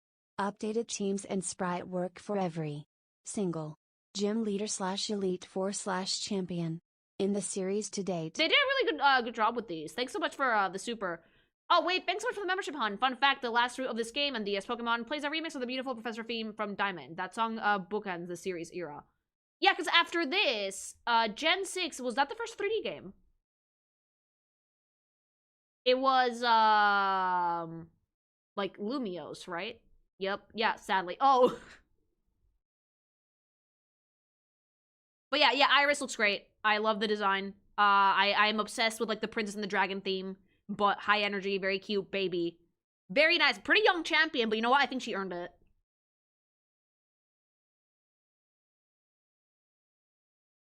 I do wish they stuck to the 2D. I really do. I think that it suits Pokemon better to have, like, smaller scale 2D games with, like, pixel art. Maybe someday they'll go back to that for a bit, but I don't see them doing it, sadly. Oh, you didn't change at all. You took off the hat, that's it. It's Malibu Stacy with a new hat. Like, Squeaky sent me, like, an essay on why she likes N so much. A fun fact. And I was like, Squeaky. And she was like, I just really like him, okay? And it's like, he's still N. He didn't change that much, though. He's just a bit taller, same outfit for the most part. Lankier, a little bit lankier. I do like it, though. One letter man. He's friendly now. I still like him. I know! So yeah, he looks more laid back. He definitely looks more relaxed than, like, his posture is more relaxed than what he had in the sprite work for the first game. If there is a story reason for any of this, do not tell me. Especially not with super chats. The knight goes to save Princess Iris from the dragon, not realizing she tamed the dragon and is a demon lord. Yeah, it's a pretty good theme for Iris. Especially for a champion, it fits pretty well. Thanks so much for the super. Look at that smile. He looks sweet. I have no clue what this dude is. This is N. He is in both of the Gen 5 games. And women love this guy for some reason. Squeaky sent me an essay. I think I've ever noticed N shoes before. I like the shoes. They're nice. He likes math. Squeaky sent me, like, I shit you not, like, a 4-paragraph essay on why N is such a good character. I did, in fact, send a spoiler for yesterday. She did! No, she did, and I get it. And, like, I'm probably gonna, like, see it when I actually play the game. But he is, like, he was fairly popular when these games came out. He's, like, a kid-friendly Loki. Like, let me read you a snippet. He's super shit with the pro tags, especially Hilda. Which, yeah, I can see it. He's still popular now. How many skins does he have in Masters EX? Like, official merch of them, the aforementioned N charm I have has, like, Hilda attached to it, was part of the line. I think in Masters he shares a costume with her, but I don't know about that one because I don't play Masters. Also, Masters loves to dress him up. A lot! I prefer Cheren because, like, that child had a Joker moment, and I was responsible!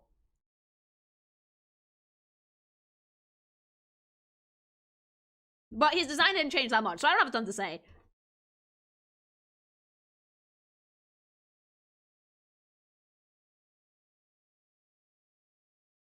It's really interesting to see. He's, like, running for the most alts in Masters. He has 8 variations, and 4 of them are completely different outfits. I love that! Look at the boy. He looks more relaxed now, though.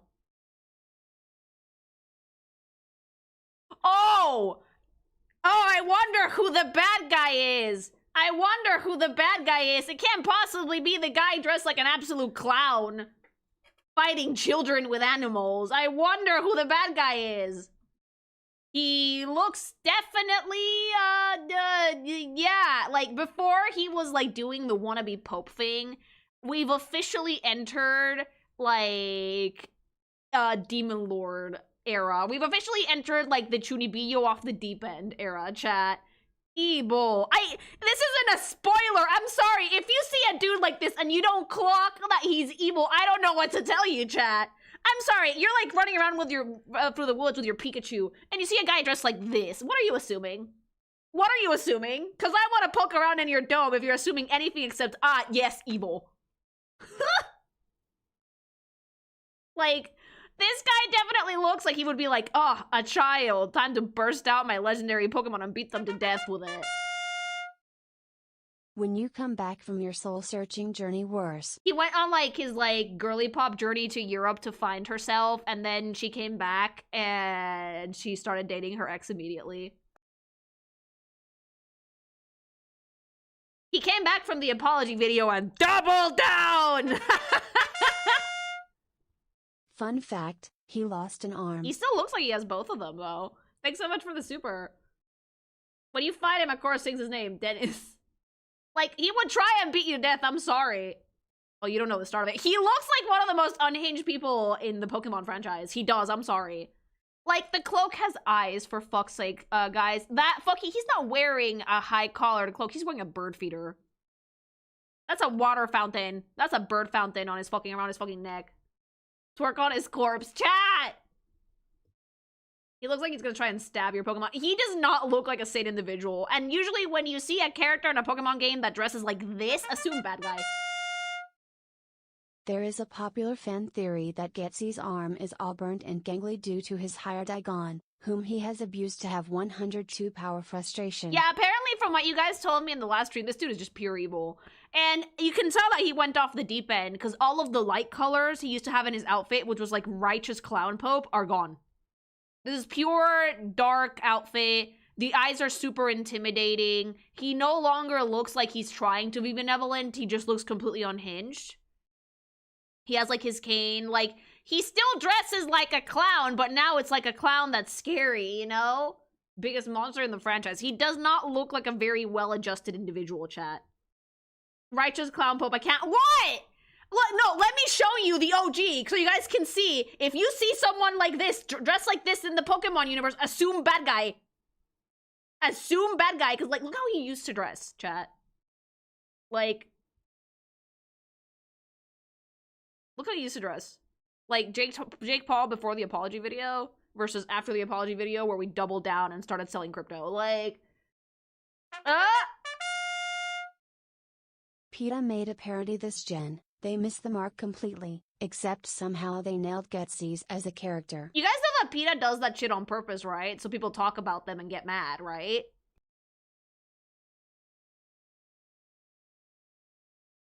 But that's because Ghetsis is PETA, though. Did he cut his hair? Yeah. No, I think he tied it back. But, like, he went off the deep end. Like, he no longer looks like he's trying to be benevolent. Now he just looks like a psycho. You look like you're gonna tell me not to come to school tomorrow, dude.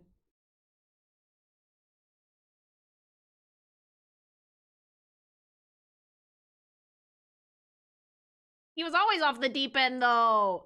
Apology video? My man does, like, I am right and y'all are bitches video. Yeah!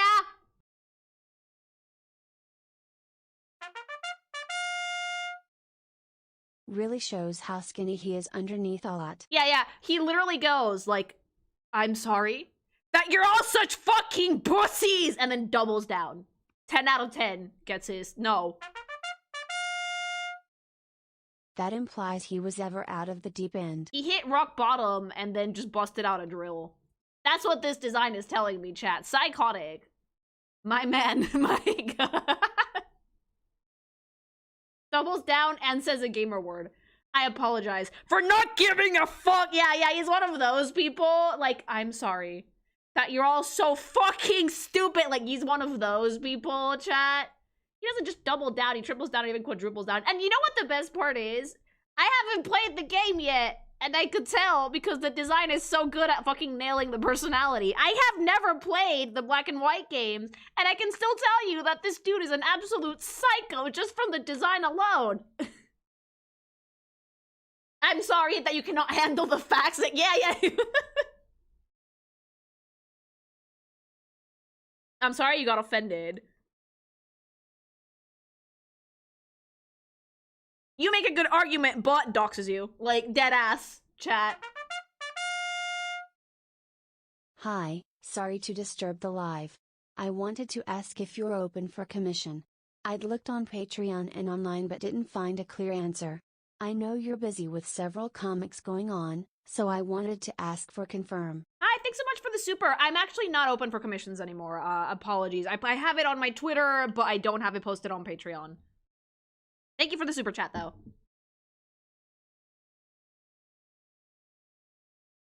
But yeah, Ghetsis is like, I'm sorry you feel that way, but doxes you. Like, dead ass.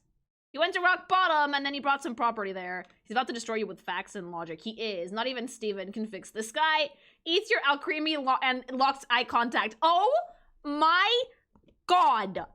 He would grab your alcremie and take a bite out of it and not break eye contact. Just, he would do that like wave,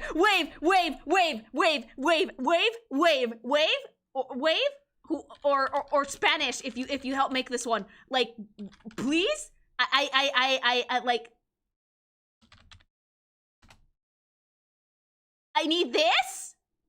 I need this. You know exactly the gift that I need, right? I need this. I need this. I need this. I need this. The caucasity of this be. I am an alpha male gamer, Dr. Ragman. If you know, you know. Oh god, the caucasity is a bitch. Wave, I need this,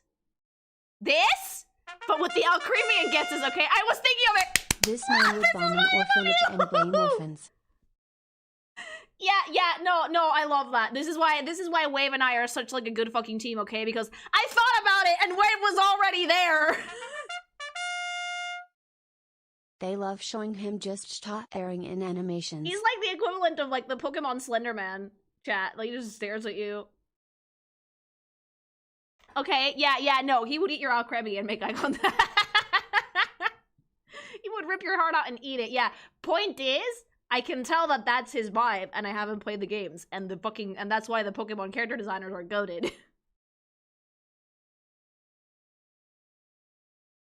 This is the only character in Pokemon that is glad to be a war criminal. Oh god. Wait, I never noticed his hair was like, it's kind of like green. Hold on, let me zoom in. Oh. I'm not saying anything, but oh. Oh, I just figured so. Oh. Oh. I'm not saying anything. Oh. Oh, no. Like, he's Zen's dad, isn't he?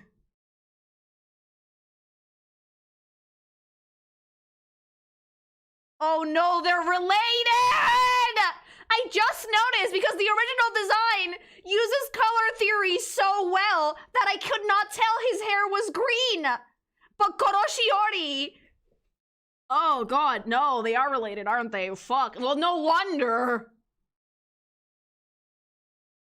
Yeah, no, the original design, fun fact, Koroshiori, it has, like, a very warm yellow in it. And that makes, like, the hair stand out a little bit less. So I never really noticed it had a green undertone till now. Oh, Colress. Oh, that is a great design for a professor. Oh, I love this. This is not a professor, though, is it? Because we already have one.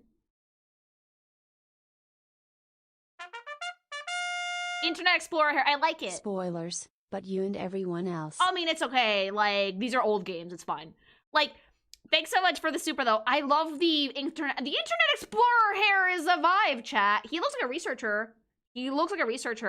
I genuinely love the coat. The silhouette for that coat is phenomenal. It's magical. And, like, then the other coat underneath is super fucking cute. Also, the color scheme. Obsessed? Is this someone that, like, people want to bone? The hair is like something, but he does look good regardless. He's a very attractive Pokemon, man.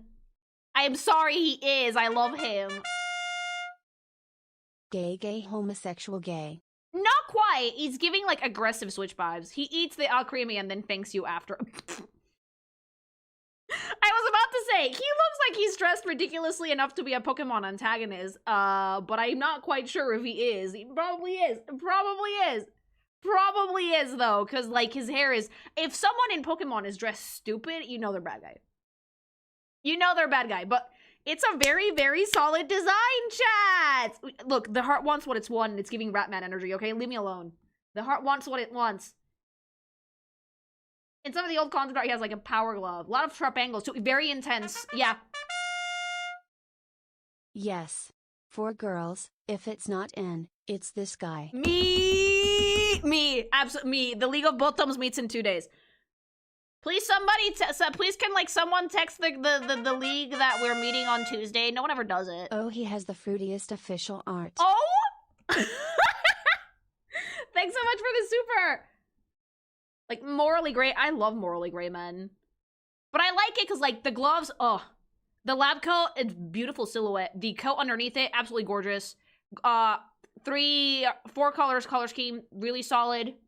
We got yellow, we got blue, we got black and white, which is the, you know, the colors, the titular colors. Absolutely gorgeous. Great silhouette, really great sense of flow. Your eye travels from his hair down his face, then that one line makes you go down the rest of his body. It's beautiful artwork, and it just kind of like exemplifies why the Pokemon character designers are so goated. Because they really get it, you know? Like, they don't just get having a design that conveys personality. They tell you a story, and they compose it so well with just a dude standing around. Nice argument, but minor spelling error. I win. He is one of those people. Absolutely. Gen 5 has a lot of extremely popular male characters in general. Gen 5, I think, is seen some of the best character design work I've seen in Pokemon. And this is an older game. The word needs permission to say Colress. Like, can I just say something, like, controversial yet brave? Pokemon should have never gone 3D. Like, I'm sorry. Gen 5 is when they were hitting their stride with the world building, with the character artwork, with the fucking pixel art and the sprites. It looked phenomenal. It played phenomenal, I'm sure. I'm probably going to play it on my own eventually. And then we switched to 3D.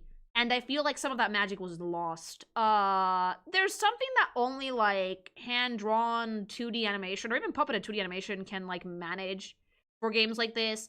And I think that Pokemon in 3D, I get why they wanted to do it, but I feel like you lose some of this magic.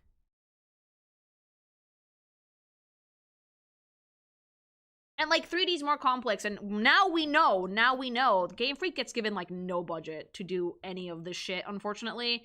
So, like, switching it to 3D was probably not the best move. I genuinely love the Gen 5 designs, and I've seen a lot of the Gen 5 sprites. I've used them for Pokemusu in the past, because they have, like, front and back variants, and they have really good colors. But, yeah, I don't think they should have switched. I think that they should have kept it in 2D. I really do.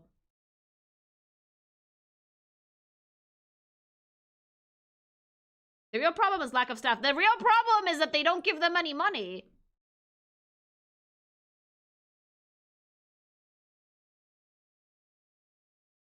But yeah, I really like this, the Colress design quite a bit. It's beautiful. Oh, Team Plasma. Oh, we went from paladins to actual terrorists. Okay. Yeah, message received. We went from, like, oh, we're the good guys to, no, we're not. No, subtle. Super fucking subtle, chat. Super fucking subtle, chat. Like, pirates? Full bad guy aura. Yeah, no. We ditched the white. We ditched, like, the Crusader fit. And now we're just, like, we're gonna steal something. Rock the heist. I love the outfits, though. They look really good. They look like they're about to bomb a research center. I think that's the plan. They're not even hiding. They're not being subtle at all. They really said they're like, we're dropping the formalities. Yeah. They went from paladins to Lethal Beta. Lily is so good at understanding smile. Anybody could understand these designs. They're very, very good. So as a character designer, what you want is fucking edutainment time. As a character designer, the main thing you're going to want from designing any type of character is you want people to understand what their deal is at a glance. Immediately, okay? Pokemon excels in character designs because they can tell you a character's whole deal at one look. And that is because they design with purpose, but they also really, really think about what personality the character's posing conveys as well. So they really, like, do the whole package of they have a theme, they have a personality, they have a vibe, and they almost always nail it. Very, very rarely does the Pokemon design team miss when it comes to character designs. They really understand the fundamental principles of what makes a character good. Even with very, very simple designs. None of these are very busy. None of these are overtly detailed, but you can tell what they are at a glance, and they're still memorable to this day. Thank you for the super, by the way. In fairness, at the time, Gen 5 was pretty disliked and people were sick of the 2D game sprites, and Pokemon popularity stagnated. These are the lowest selling Pokemon games, so the 3D jump was kind of inevitable, but man, I would really love if they made another 2D games like this, and also hindsight 2020. Yeah, hindsight 2020. TBE Neo Team Plasma theme has blaring sirens in it. Of course it does. Thank you for the super. But yeah, like, these designs, you can definitely tell they are grunts and they went full evil. It'd better if the cutscenes in certain events were in 3D while keeping the 2D style for everything else.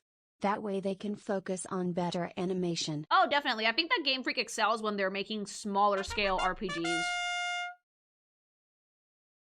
Sec Ops Pokemon Team A. A little bit, yeah. Like, these definitely look a little bit more overtly evil than the old Team Plasma grunts. Like, look at the difference. Their faces are covered, they're dressed in all black, it looks like tactical gear, and their posing is way more aggressive than the old Team Plasma. Like, these look like they're ready to spring into battle, not so much like help people or like try and condescend you. These look aggressive. There's a lot of angles in the poses, they're like crouched, ready to go. and like the expressions are also fairly angry. So yeah, these definitely look evil, bad guy.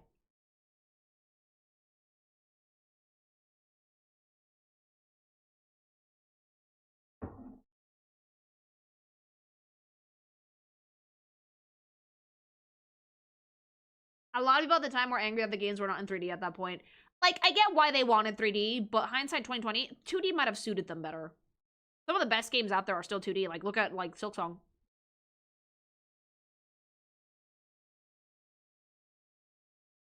The 3D was literally like a monkey's paw. Like, oh, this is gonna be so cool.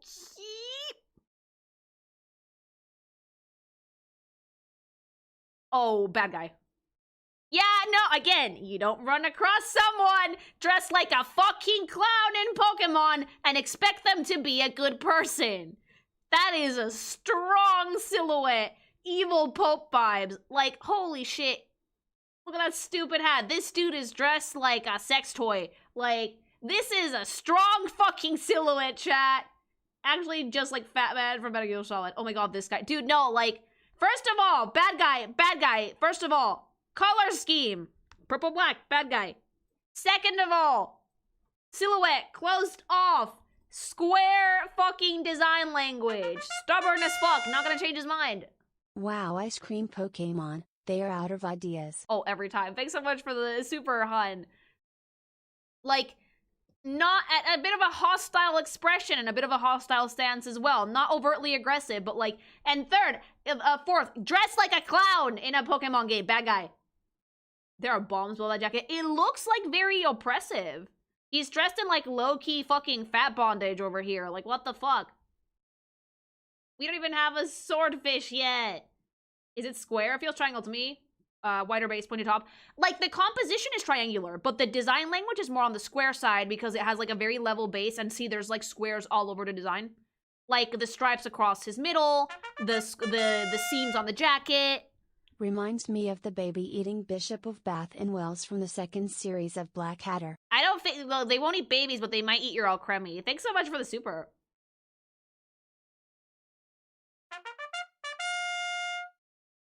Growing up during that time, we were expecting them to be more like an updated Pokemon Coliseum. That was the expectation, but then we got reality. Monkey's Paw, thanks so much for the super. Flamingo, yeah, no, the composition is triangular, but the overall design language is square. Hippo loves chorus, arguably too much. I have been trying to send this message for 5 minutes.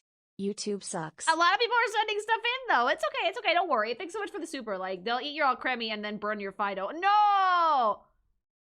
But I do like it, though, because it is, like, such a bad guy vibe.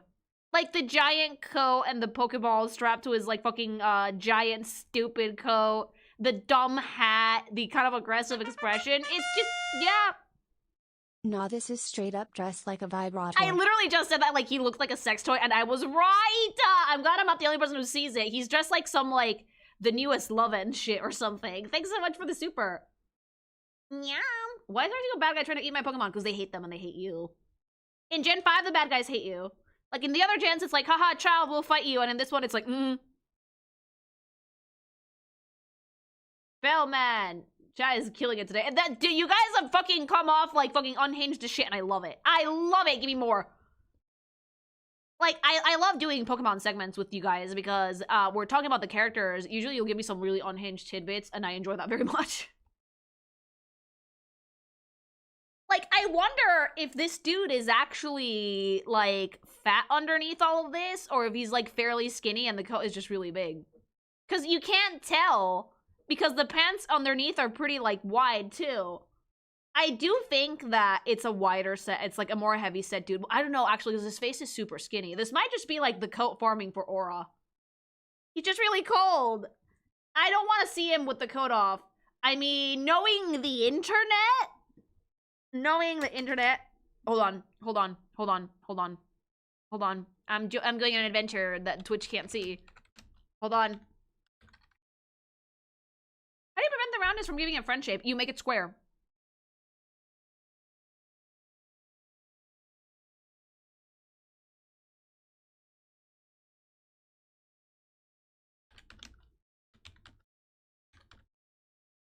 Nope. Not not a single Rule 34 entry. This one has nothing. Okay, there we go. But I think that, like, his face looks fairly, like, gaunt. Oh, it's Zinsolid. Oh, no wonder. I spelled it wrong.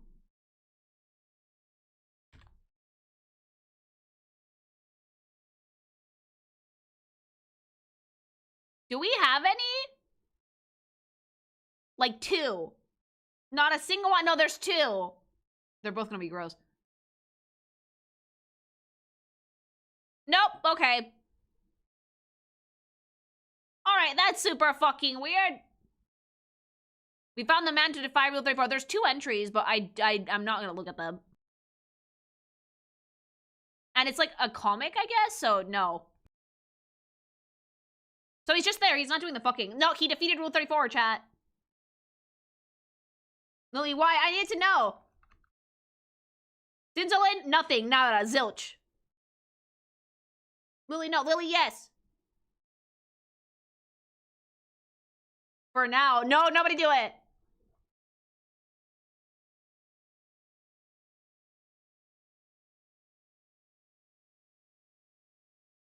Yancy. Oh, baby. Oh, a pink thing. Oh, she's so cute. I don't think this one had a full render, unfortunately, but I do like her quite a bit. She's very, very cute. I love the hat, and the outfit is pretty adorable. Is that a mole or like a drop of sweat? I think it's a mole. It's a mole! She's super cute. I do not remember this character. I think this is one of like the minor ones. Best girl, Nate's romance. Oh! It's Nate's girlfriend, Sophie Nod. Oh! Canon love interest. Oh shit. Oh, that's so cute though. That's so adorable though. This is like the romance side quest embassy for Nate. At Twitch from YouTube think we can send her on a search that will make her no pout? Should we try? No. No, we should not try. I already... Dude, I looked up, like, Sonic inflation at the start of the stream. I'm good. Thanks so much for the super, though. Zinsolin is an old-timey word for that specific shade of purple his jacket is. Oh, really? That's super fascinating. Thanks so much for the super.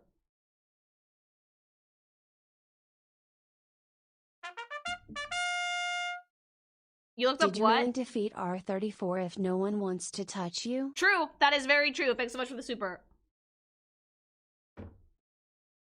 You only communicate through your, like, phone, so there's, like, only a profile sprite. Oh, that explains it. Yeah. But she's super cute, though. Are we allowed to spoil BW story? No. It's old game TBF. No, what I know I figured out myself, so no, don't. Thanks so much for the super. You can meet her in person, though. Each gender had a romantic interest. Was Rosa's, like, N? Zinsolin chat goal when? No, we're not doing that. Absolutely not. No. But, like, she's very cute. Very simple design, though. Very NPC. Does not need to be very, elaborate, to be fair.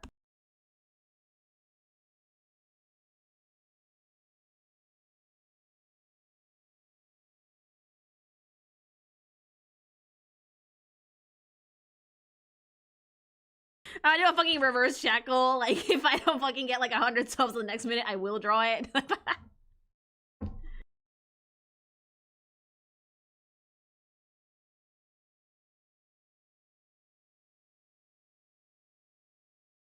Lily, what? You're not Lily. Yeah, it's fine. I'm joking. That has to be some form of torture. No, I would never torture my chat like that.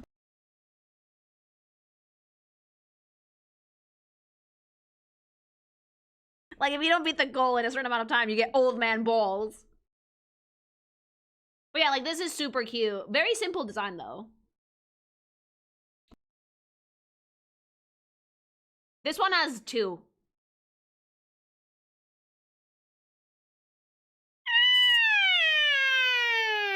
Well, yeah, no wonder he wanted to hit that. It has fat bags. Well, no shit. Oh, she's so cute. This is her true form. This one merits a Tremum goat. Where's the stick? Oh, God. Did I lose the stick? Where is it? Oh, here. It's so cute and pink. Oh, I'm obsessed with this. This is adorable. How come I've never seen this character before? She's so cute. Look at how pretty she is, though. Oh, I wish there was a full body sprite for this. The accessories, the hair, the fucking, like, Pokemon motif everywhere. It's so adorable. Soup. Soup. Thanks, what? Soup store. Thanks so much for the super. Like, no one did nice system in secundaria. Ay, ¿por qué no? So here you have to go out of your way to find her. Oh, that's so annoying, though! She's pretty hidden in Pokemon. Why? You have to play as Nate to see this. What? When I did her side quest, I didn't trust her for 1 second, especially after the creepy Ferris wheel What, you guy. can't trust that cute little face? She's so adorable, though. Thanks so much for the super. Like, design-wise, I wish there was a full render, but I really like the way they use her colors. I love the outfit. It's super friend shade, super soft. Like, the line of flow is really good. It goes, like, down from her hair, then to her arms. Her outfit's super cute. It definitely highlights her figure a lot better than the other one. And, like, I like the headphones and, like, the one big Pokeball earring. Super cute.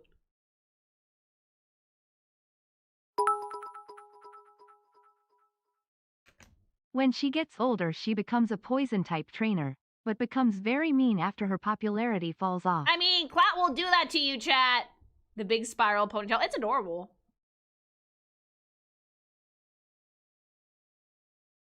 Curtis. Is this the romance guy for Rosa? Like, he's very cute. Yeah, Rosa's. He's very cute. But, like, why put in a romance quest and, like, make it a super out-of-your-way thing to find? She has a cute design, but you have to find her phone, stand on, like, 30 extremely specific tiles in the game to trigger phone calls and then trigger a bunch more phone calls to actually see her and get her to date you. Same with Curtis. Game Freak, what the fuck? Why? Curtis is green, Jancy is pink. These are Cosmo and Wanda. They're really cute, though! That sounds like high maintenance. I'm out. Yeah, like, I feel like Pokemon went out of their way to hide that for, like, no good reason. It's a cute design, though. I like the vest. I like the color scheme. I like the hair. It looks really soft. They were really scared of the romance. And then they probably were like, well, the romance didn't work. We're not doing it again when they hit it. Oh, the idol version is so cute, though. Oh, I love it, though. Dude, he looks so good. The communicator is adorable, and, like, the ruffles on the jacket. He looks so pretty, though. He looks so cute. Not what fuckboy. He looks nice. He looks super good. Looks like a vocaloid. A little bit, but I like it. Dorky. It's giving, like, Len vibes. A little bit. Yeah. Male idols. What? No, they're a thing. You laugh, but they're a thing. This obscure mechanic was so strange. Game Freak never just adds a cool feature. It's always through some esoteric-ass situation to get anything. Remember how to unlock easy mode in BLK Black and White? There's a way to unlock easy mode? Yeah, no, Yancy stays nice. That person was calling Clara from Sword and Shield Yancy. K-pop boy bands. K-pop. It's a K-pop boy band. I think that person was Wave, and I should never trust Wave. When he gets older, he becomes a psychic trainer, but becomes mean when his popularity falls off. Wave, stop it! Chat, are they in Masters? Probably not. These seem like very obscure characters. Very cute, though. Wave, don't! God damn it, Wave! Looks like a fuckboy and treats you like the sweetest gal around. He probably treats you like a princess. Wave is spreading misinformation in chat. Why, Wave? Stop it, Wave. Whenever Wave says anything like this, I have to, like, immediately not believe him. He's lying to me, chat. He's a lying liar. He sits on his throne of lies. Why do you know these things? He just does. Misinformation Wave. I wish there were fully body renders of these idiots. MILF. Babe, why did you name this MILF? It does. Is this Rosa's mom? This is the hair buns are identical. This has to be Rosa's mom. Like, babe, why did you name it MILF? I don't think that's the name, but like this does look like a very mom character. I think her name is just Mom. Yeah, like someone that like goes out and does gardening with like her little apron and her t-shirt. And she has like the mom bun too. The mom bun can be very hot. I'm sorry. You can only unlock easy and hard mode by beating White 2 and Black 2 respectively. Then to unlock it in the other game, you have to link the games. Pokemon, what the shit? Like, I don't get it. I really don't. Your mom looks really sweet though, with like her mom jeans and her apron. Do you think that was a dev's cry for help? She was a Nurse Joy. So wait, if you like no longer become a Nurse Joy, do you have to like lose the pink thing status? You have to, like, stop dyeing your hair pink. That means that, like, her OG hair color was brown. What if, like, Chansey swallows you, Vor, and then spits you back out and you're no longer pink? It's like, turn in your gun and badge and Chansey just eats you. Ew, babe, ew, ugh. It just... That noise was not me. That noise was not me. That was hubby. Gross. I appreciate that. That was not me. Oh god! Now I'm gonna need someone to give me a visual representation of a Chansey eating a Nurse Joy with that exact noise and spitting it out, and your hair is just a normal color now. Really not? You know that was not me. That was not me. The difficulties are also version exclusive because Game Freak. White 2 only gives you easy mode, and Black 2 only gives you challenged mode. Pokemon, what the fuck? Like, it's good to know this, though. Thanks so much for the super. Why does hubby only show up in the most cursed moments of the stream? Because he likes doing that. Louie's lying. Thanks for no, the I'm auditory aid hubband. Yeah, like, thank you very much for, like, giving, like, everybody, like, a dose of bore noises. That was very appreciated, but, like, yeah, that means that you lose the pink hair status eventually. But I like it because it's like a very solid mom design. She's wearing like the mom jeans and the apron and she's watering her plants and she has the mom bun. The mom bun can be pretty hot. Like, if you don't have like a 60 head, the mom bun can be very hot. If you have a 60 hair, you can do the mom bun, but like get bangs. Did hubby call up a hairball? Yes. He's fine. He's good. Why did you bring the board for that idea on that line? Like, because the idea was funny and then he came in to like complete it. ASMR career starts. Please don't. No. Get away from the micro. No. Okay, he restrained himself. Thank you. I love you. That took a lot of restraint. I know that took a lot of restraint. No. Babe. Babe. Please don't. No. Okay. Yeah, he's right here, by the way. But I like it. The mom design is really solid. The chat demands it, Lily. Okay, you can make one curse noise for the chat. No, now he doesn't want to. He is a cat, yeah. MILF.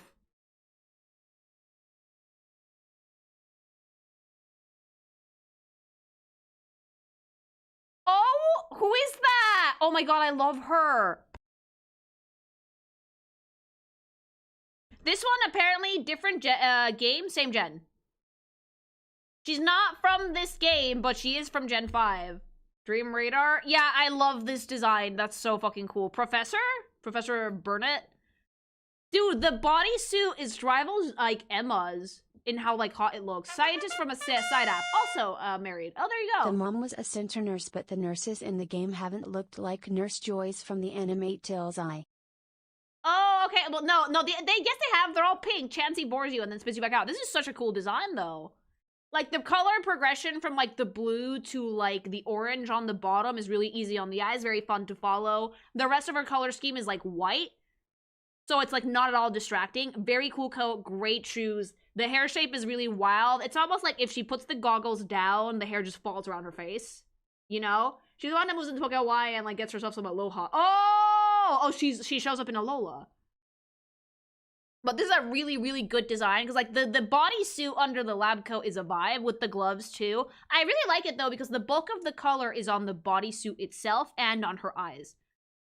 So, like, if you look at her design here, most of the most visually interesting parts about her are actually on the suit, not her lab coat. But you still can't miss the lab coat because it's such a good high contrast. She has, like, such a solid design. I know she's not from this game, but I think she is worth mentioning because she's in this gen. She's from a spin-off. Lets you enter the Interdream Zone, an in-between space between our world and the dream world. She gets married in Gen 7. I think that's pretty cool that they did have spin-off stuff every so often. I like this design quite a bit, especially the color progression and just the way that the bodysuit frames her. It's very nicely done. Again, they usually don't miss with these. I think that this game... Here's the funny part. Because of how level scaling works in BW2, along with a few oversights, Hard mode is actually easier than normal mode. No, that's hilarious, though. Thanks so much for the super. Like, in general, like, the Pokemon character designers do not fucking miss. I think Gen 5 is probably when they really started hitting the really strong notes. Like, they started playing more with shapes, making them more exaggerated, really hitting the themes. It's a pretty good, pretty solid design, even though it's not in this game. I like it. The Gen 7 anime actually shows Kiku's proposal to her, and it's beautiful. Oh, that's sweet. I think it counts, because Dream Drado's whole point was to get the new forms to the Ghetsis and bring them over to Black and White too. Easy mode is harder. Fun fact, due to a coding error, easy mode is actually harder because the Pokemon are lower level, which causes you to get less XP while keeping the same stats as the base game. So Black 2 is the opposite. There you go, Game Freak. It was a really awesome moment in anime. But like, yeah, I like it a lot. It definitely fits like the professor vibe. It looks like the girl version of the professor from Back to the Future. If he was like doing wacky dream experiments. Doc Brown? Yeah, like female Doc Brown. Absolutely insane. And I think that's everybody for Black and White too. Overall, I do think that this gen was when the character design started getting incredibly strong. They really hit all the marks. Everything looked phenomenal. Everybody had a really strong theme. Everybody kind of like stuck to it. Even the characters that were in the old game that got redesigns were like improved upon. The art style is like finally hitting that like really like fun, hyper stylized, kind of exaggerated proportions anime that Pokemon likes to do. It's been like a great overall show of like the versatility and all of the fun things that Game Freak likes to do with Pokemon games. And the character designers for the Pokemon franchise are almost always incredibly goated, and they know exactly what they're doing. Like, they design with a purpose, and they can tell you a character's deal at a glance, which is an essential skill. A very, very essential skill. You should never take that for granted if you're designing anything. So I think that, like, Black and White 2 is just as strong as the first game, if not stronger in some aspects. I do think that, like, Rosa and Hilda are on par when it comes to protagonist designs. They're both really, really strong. I love that, though. And I think that's it for this segment. If you like this video, like, comment, subscribe, fight your demons. Do you prefer Rosa or Hilda? I await the fucking bitch fights in the comments, chat. I really, really do. And do not forget that if you want to be a fucking Chad, go get some gsupps. Use my code. Use code Kinkimation at checkout for 10% off your entire order. You can double dip, by the way. You can use that code more than once. And that way you'll become an amazing Pokemon trainer full of energy. And with that, the Black and White review is done. Like, Gen 5 is done. Yeah, that one was a wild ride. I think Gen 5 probably had the wildest antagonists in the series. Like, holy shit. That was a lot! I have two hands, I can date them both. No! You have to pick one, chat. Are we gonna end early today? Oh, no, we can chat shit for a bit. So when's the Rosa and Hilda Toxic Yuri comment? I can have them double teen N if I play the game. Buy gamer subs to get you a Pokeball. Yeah, if you don't want to fucking hit Poke Pussy, you can just go buy some G-subs. And if you do, you can also go buy some G-subs. Snort it off the Gardevoire's ass. I could probably do that. If I, like, play the games and I figure out what his fucking deal is, what his damage is, I could probably do it. Stretchy! Nah, I was shrimping. Okay. I don't know about Yancy before she's so cute. I'm really sad that the dating mechanic was, like, so obtuse and difficult to get to. We could always skip Gen 3. I'm probably gonna finish it probably soon. Well, like, no, we've, like, character design-wise, what have we done? We've done Gen 2, 3, 4, and 5, and we've also done Legends ZNA. We've also done, Legends Arceus, I believe, as well.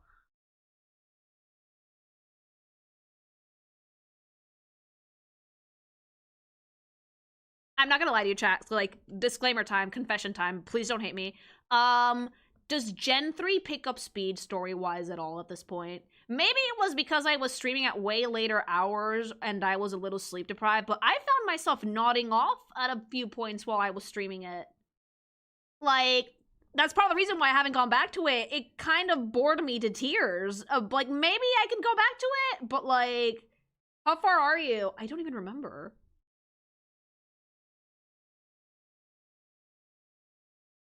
I was wasn't like the town with the ashes. It does towards the end. The Delta episode is really fun. After the 6th badge, yeah, flying gym. Not really. The story's not the strongest suit.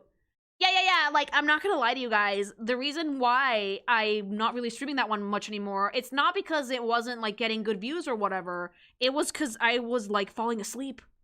Like, maybe now with the new schedule, I can try again, and I'm not sleep deprived anymore, but I was, like, kind of bored. I'm not gonna lie to you guys.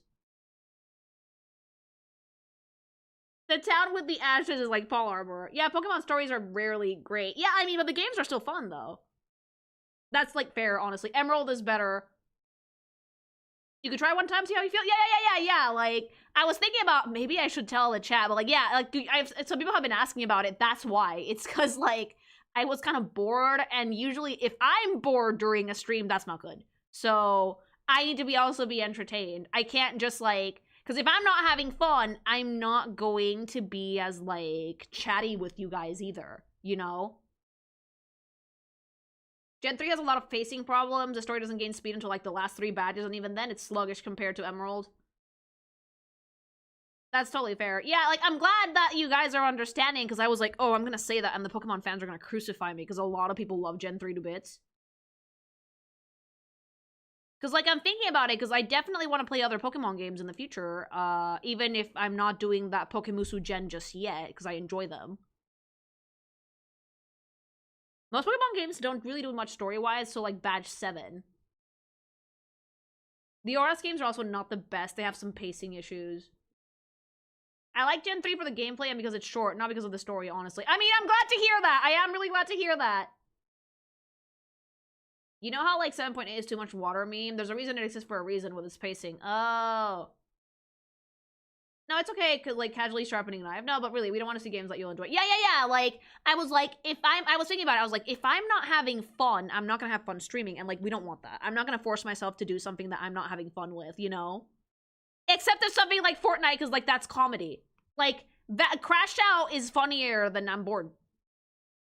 Maybe, like, ZNA would be more your friend, because the side quest would fill any blanks. So you compare to other main series not having side quests. I don't want to buy ZNA.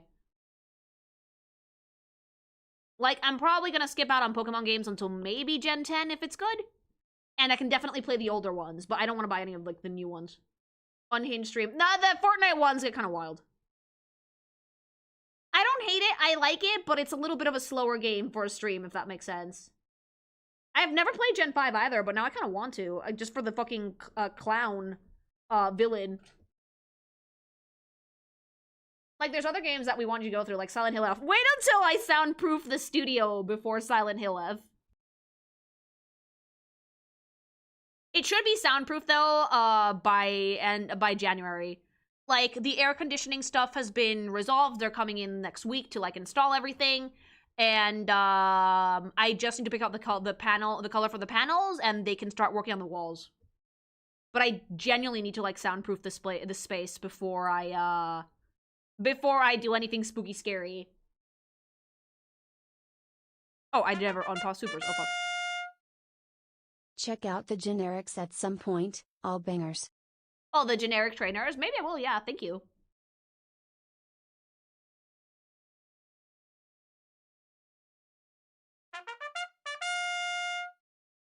Iris has BW2, but it might be a spoiler. I saw Iris in the actual designs, though, and that was fine. Thanks so much for the super.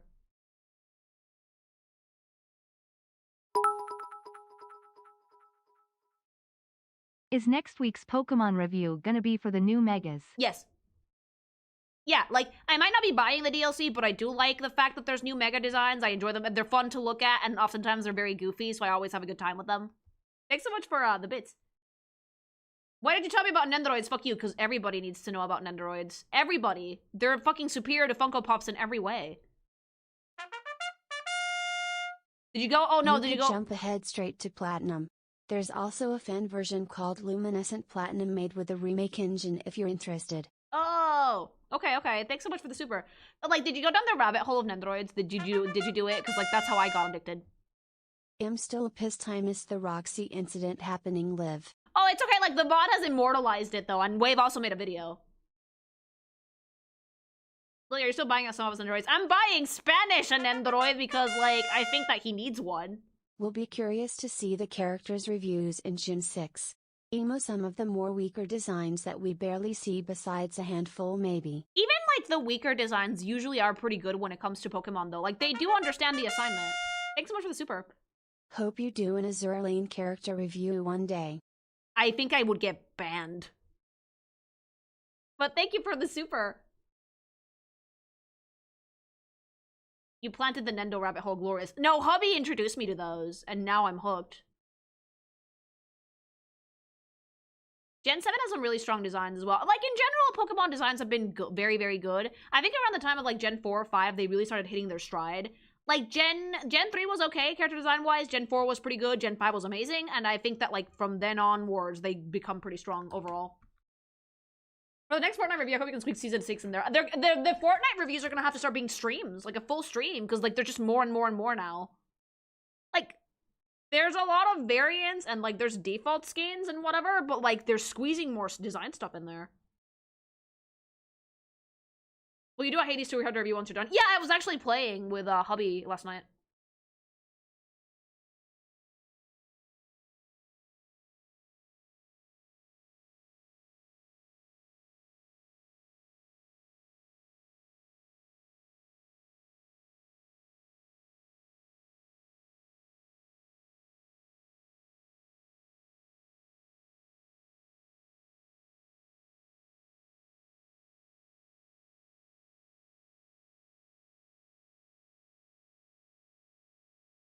Have you met any new characters yet? No, I'm still doing another Underworld run because I needed one more seed for Chaos, but I found it immediately. First time donating. Hi. YouTube has been throwing you into my feed as of late, and I have been laughing my butt off.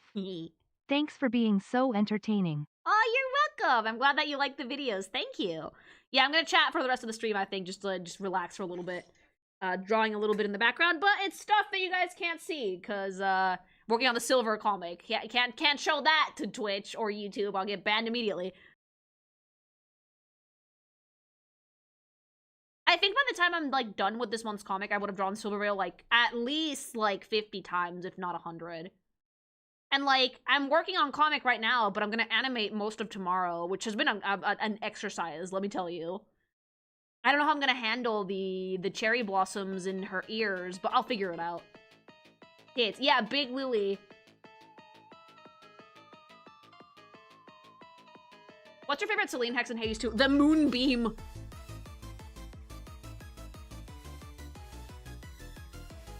Lily wants that Chaos Seed Hall. I found it immediately, thank God.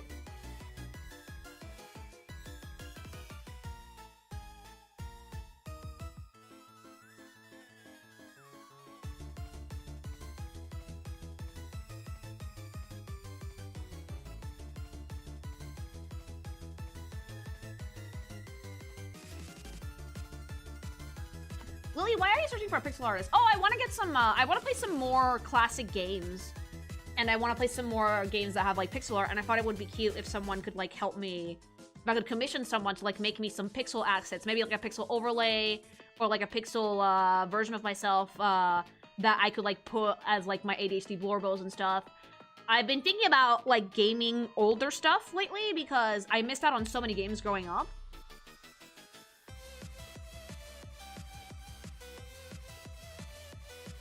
So, like, gaming is gonna be more, like, help me catch up to all the games that I missed because of my first console was a GameCube, as opposed to, like, try and keep up with all the latest games. Unless the latest game is something that I really, really, really want to play, like Kirby Air Riders. Look at you always experimenting. I mean, yeah, I think that as a content creator and, like, a streamer especially, if you don't adopt versatility, your career's dead in the water. You have to be open to change. Mega Man Marathon. Yeah, I have to do a Mario Marathon and a DK one, and I figured I might as well, like, check out some older games, like, Mega Man, like, old Metroid, Castlevania. That way I could, like, play all the old shit.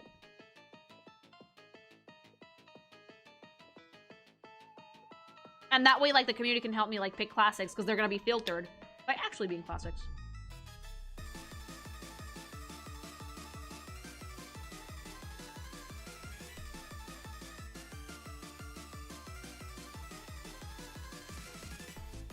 What else was on the checklist for the subathon? Oh, Xenoblade. Xenoblade. For gaming-wise, Xenoblade and the Mario and DK marathons are on there. The marathon, I'm going to probably have to work in advance so I can have longer streams for those, because just streaming, like, every day won't cut it. I already stream every day. Why does Pokemon cook with their characters so well? Because they have good character designers. They understand themes, and they have strong themes overall. Do they have to be games that you finish? I would try to, yes. If I'm running a community poll for, like, retro games or something, I might. Yeah, I might.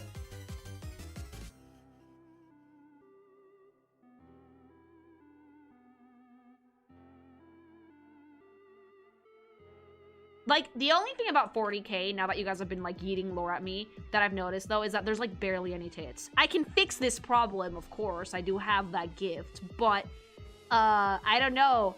I don't know how well you guys would take to, like, a female orc who literally fucking willed bigger tits into existence because she was that fucking dumb. Damn, missed stream Christmas kick butt as mailman. Oh no! But, like, hey, you're doing, like, a great job because, like, you guys are essential during the holidays. So thank you. Thanks so much for the super, too. Give me the orc tits. No, don't do it. Fucking do it.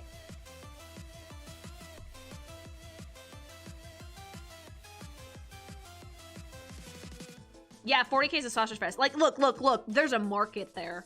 If 40k is a fucking sausage fest, there is a market for me there. So many good games to play. So much boobs to draw. So little time. Teal Vibe, thanks so much for the sub. And you're completely right. Like, time is my biggest enemy here. I hate it. I heard be comic. What? No, which one? Thanks so much for the sub. Thank you. There's, like, canon orc tits in Blood Bowl. Look it up if you dare. What?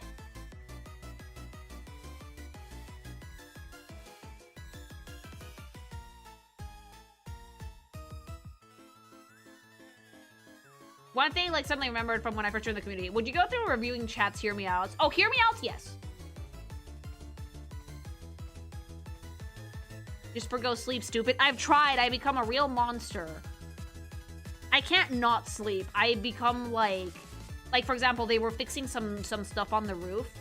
And they came in, like, the day after the Game Awards at, like, 9 in the morning. I almost fucking Lily, threw up blood. there's a whole female-only faction. Yeah, but not enough, though. Thanks so much for the super. Like, I almost fucking threw up blood because I was so irate. I was like, I need sleep. I don't know how I survived that entire day, fun fact. Unicorn Overlord Comic Plaza. I'd have to play the game and see if I like it. Comics nowadays happen more, like, if I either really, really like something, or if I like something and there's a sub-goal. Thanks so much for the super, though. Speaking of 40k, wait until you see the Sisters of Battle, aka the Adeptus Sororitas. I mean, I'm probably gonna see them eventually. Like, 40k has, like, a lot of stuff to go through, for sure. Thanks so much for the super. I might react to a lore video or two just to see what happens. What was your longest streak without sleep? It was in college. I think I pulled like a full 24 hours. Would not recommend it, by the way. You can do that shit in your 20s, but like once you hit 30, it's like, good fucking luck. You just lost a year of your life.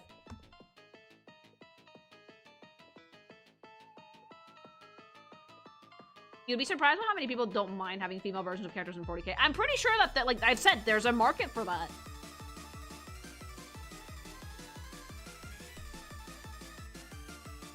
I'll just like make like girly pop versions of the factions.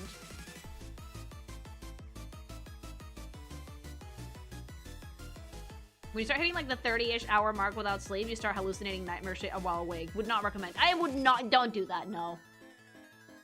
I think Bricky would allow you to react to his lore videos. They're pretty edutaining. Yeah, like it has to be someone who's cool with it because like I'm not out here trying to catch a fucking ban. If you draw any of the Blood Angels out of their armor, you are required to draw them as pretty men. But what if I want to make a pretty woman, though? Thanks so much for the super. Briggy's a really good start. Yeah, if like he's cool with people reacting to his shit, that's awesome. But some content creators are just not.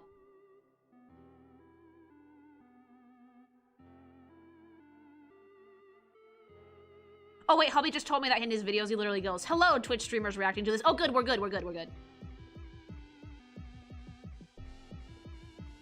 Half his friends are VTubers. Oh, good. Yeah. Who was into fucking 40k in the VTuber space? Like Matara? Yeah. But yeah, no, like, there's a lot of, like, Warhammer stuff. I found a Warhammer store on the island, fun fact. Like, it's that fucking big that even my geeky-ass corner of the universe has a store.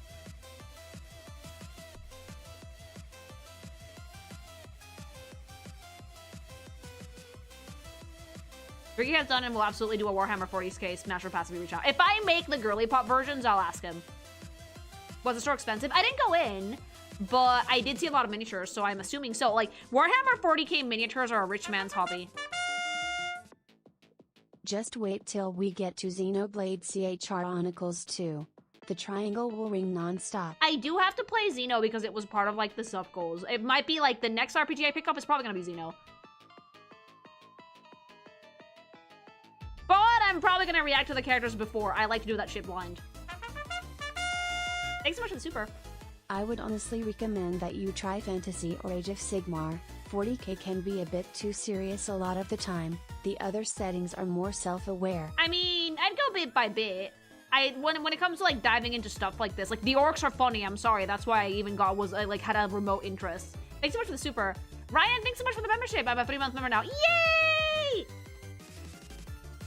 Xeno 1 is goated. I do have it. I did bring it with me. It's a plastic crack for a reason. Even the first hit is first. No, like, look, if I like it, I'll paint miniatures with you guys. I'll like set up my desk for it. We'll do a hand cam. Which is funny, right? Because like I have like really good fine motor skills for drawing, but like ask me to paint my nails and see what happens. I'm afraid, I'm terrified I'm gonna destroy those miniatures. I can make them girly pops though. Without committing to any date, should we expect Xeno after the new year? No date given. I have no idea actually. I have a copy of the first Xeno game, so I can definitely play it whenever, but like I'm figuring out scheduling for gaming soon. Really making pink orcs. I would make pink orcs. In your paints is good advice. Yeah, I heard that. There was like a dude that made like Warhammer 40k painting videos on YouTube. I enjoyed watching those.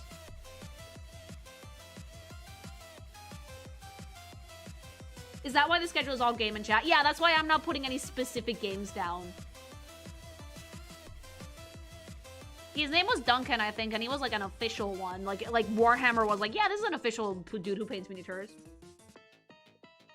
Yeah, the reason why the schedule now is like game and chat as opposed to like a specific game. Look up the homebrew chapters like the Maid Marines. The Primarch is a cat girl. Dude, Warhammer sounds wild. Thanks so much for the super. Like, that's why I'm doing that, because like since I'm picking kind of games on the fly now, and I'm treating them like as just chatting streams with like gameplay in the background. I'm not going to try and play like 5 games at once, because I'm making more segments now, so the gameplay is more so I can chill in between big segment streams.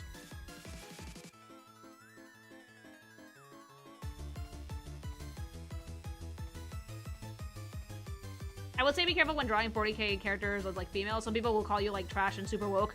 I mean, I'm gonna make them goony. If you make things low-key kind of goony, people usually don't mind.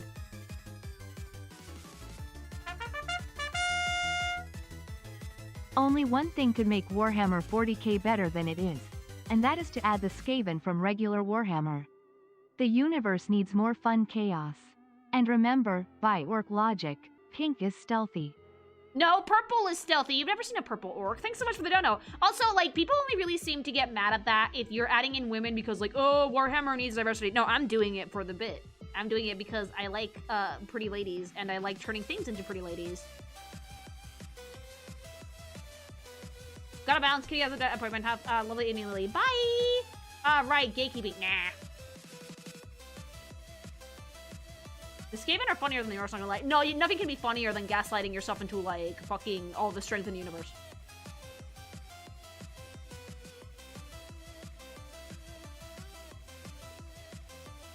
Yeah, I'm doing it because I like, yeah, because I do it with everything. She's doing it for the goon. Yeah, mine are gonna be kind of goony, a little bit. Not like Azure Lane level goony, because that would get me banned, but like, a little. Good character design is kind of like my bread and butter, you guys know this.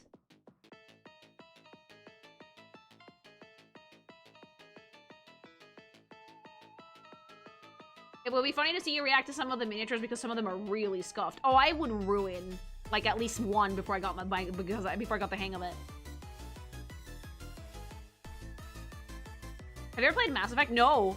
That would also be part of like my journey into classic gaming, because it's not just Nintendo shit I missed out on.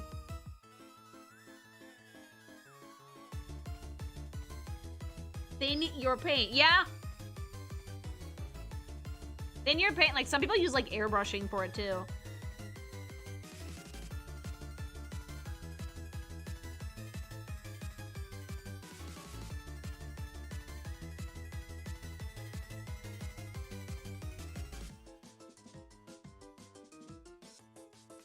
Someone on that side already did the Marine Primarchs as girlies recently. I was certainly a thing. Yeah, no, like, I'm pretty sure I'm not the first person to do it or attempt it. Did you ever play Banjo-Kazooie? Yeah, I did! Like, that was pre-Lilygoth, though, and we actually, fun fact, we lost the footage. Waves Banjo-Kazooie curse kicked in, and first, I deleted my entire save file, like, live on camera. And I had to replay all of it. And then, at least one of the VODs was, like, corrupted beyond belief, so we couldn't make, like, highlights out of it. And Wave was like, it might be my fault. Because, like, whenever Wave touches, like, Banjo-Kazooie, something happens. Comedy. Yeah, it was real comedy now, but when it happened, I got so miffed. I was so fucking pissed, chat. Live on camera? Yeah, I literally, like, I didn't even notice. I just clicked delete save file. Yeah, because they put the button for delete.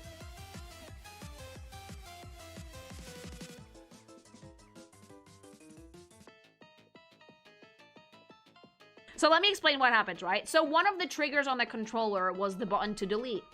And sometimes when I'm like not streaming, and this was in like my Mexico setup. Now I put my controller on my desk, but sometimes I used to put them on the floor, and I put it on the floor and the trigger press. And so instead of saying start the same exact game, it said delete game, and I just thought I was starting the game. I just pressed it, and I fucking nuked my entire save file, like deleted. Goodbye. So I redid all of that, and I played Pizza Tower that day, and it got comedy. Yeah, those are on YouTube. I redid my entire save file, and I finished the game, and then when we were, like, exporting the VODs, I was gonna give them to Wave. One or two of them were, like, severely corrupted, and we have no idea why to this day. Like, none.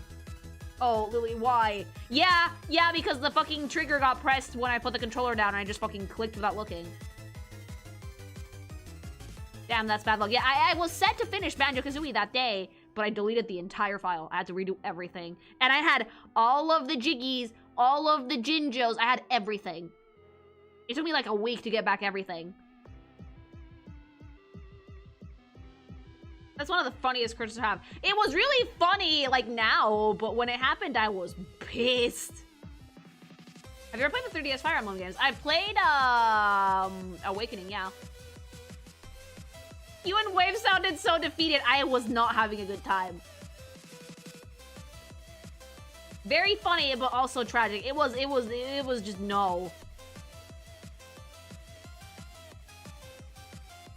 I did watch a Let's Play of Fire Emblem Fates of, like, Conquest, and, I wouldn't say I hated it. Hate is a bit strong a word, but, like, Corrin is, like, stupid. Corrin is, like, a special type of girly pop, okay?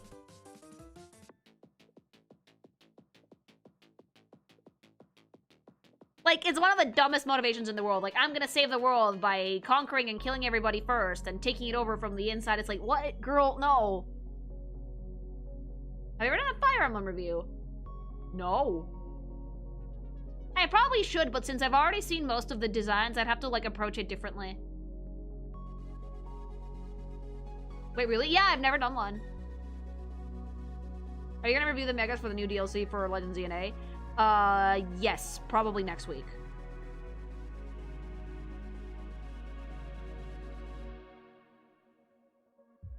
Boy failed the 100% run. Corrin's a little smooth-brained, but you gotta admit, she's hot as fuck. Oh, she's like, I love that Dragon Dumpy and the Grippers. I do, but like, idiot. Maybe next year with Fortune's Weave. Oh, with Fortune's Weave, I'm probably gonna go in blind to do a character review. Yeah. But I do want to make one for older Fire Emblem games. I just need to find an angle for it.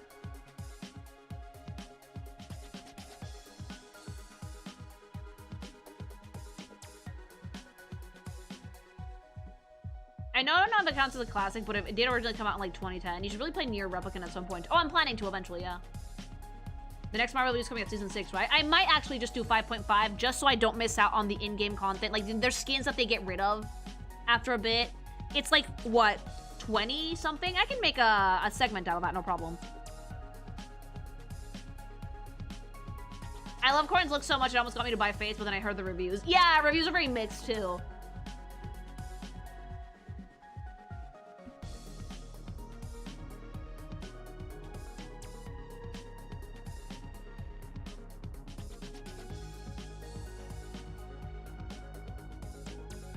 Will we ever give, like, Zenless character designs another review next year? If I find a way to look at them, yes.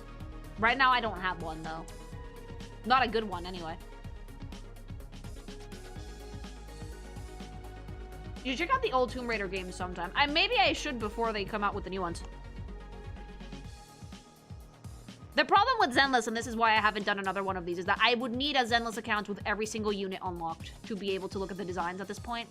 Because, fun fact, if you don't do the trial run for a character, which requires you to be on the game constantly, you can no longer, like, see them at all.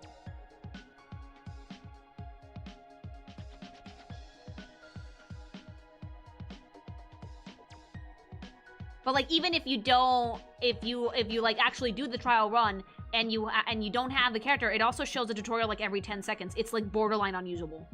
So I would need a Zenless account with every single unit in it to be able to make a character review. There's no way to see new units that you don't have, especially the super rare ones, otherwise. That's stupid. Yeah, I mean, FOMO. That's why I haven't made another one, fun fact.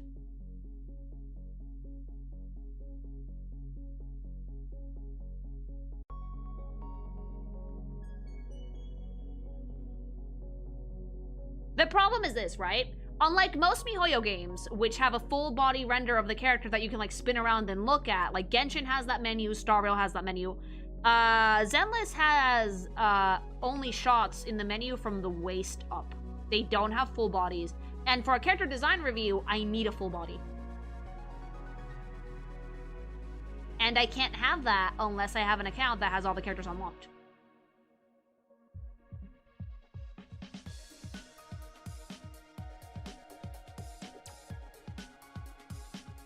Will you be doing an Enfield character review? Not currently. I'm gonna focus on base Arknights first. That's ridiculous. God, that's just inconvenient. It makes my job very hard, yes. And he wails in chat year. Unironically, though, if anybody would be like nice enough to let me borrow the account for a video, or at least to just record some footage, I would love you forever. I played Zenless until I got like Heian, and then I gooned and never played it again. I played it for a hot minute, and then I started to see some Hoyoism in the designs, and I kind of got bored. Also, gachas feel like a job, so I have to put it down. But I'm currently still on a MiHoYo break, so to speak. So I haven't been looking at any of the new stuff, nor do I really want to. Mainly because, like, I'm working on Sexy Impact, so I want to, like, retain the love I used to have for, like, Genshin and old-school MiHoYo stuff before things got, you know, way too corpo. I want to basically be able to, like, approach it in, like, the most, like, neutral, objective ground possible, and if it makes me irate, I cannot do that, so that's why I've been, like, avoiding Zenless and stuff, like the plague. But, sadly, as much as I would love to actually make a character design review video, I cannot fucking do it. Because I need to have all the units.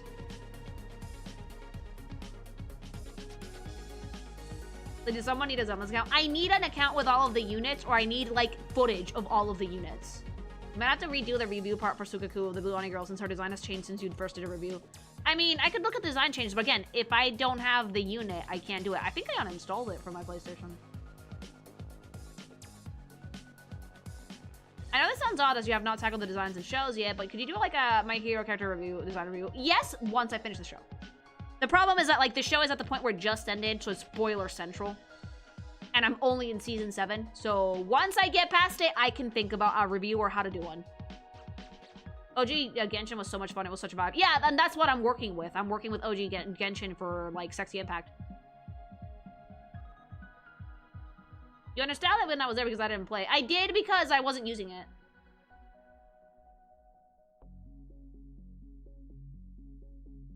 Bye!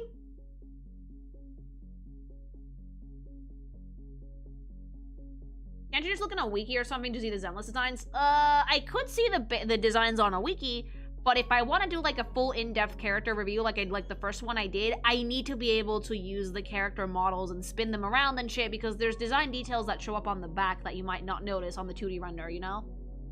Also, some 2D stuff does not translate well in the like some of the 3D stuff that they put on the characters does not look good in 2D. So I want to look at the characters as they are in-game.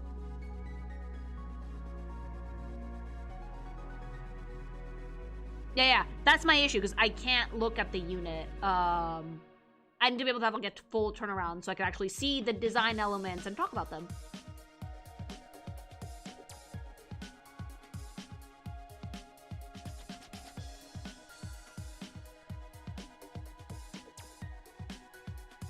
Genshin went from fantasy to sci-fi, and Starfield went from sci-fi to fantasy. Yeah, they've been like flip-flopping between genres for a bit.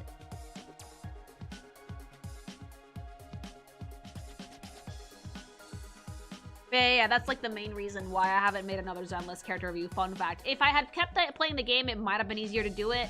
But even then, I crashed out hard when I didn't get Vivian. I got cooked on the 50-50 again. And it made me fucking irate. And I just have not picked it back up since. And like, I could feel like my blood pressure rising whenever I saw anything new from that game. Because like, the Hoyoisms are just beginning, okay? So I was like, you know what? I need a break. No more.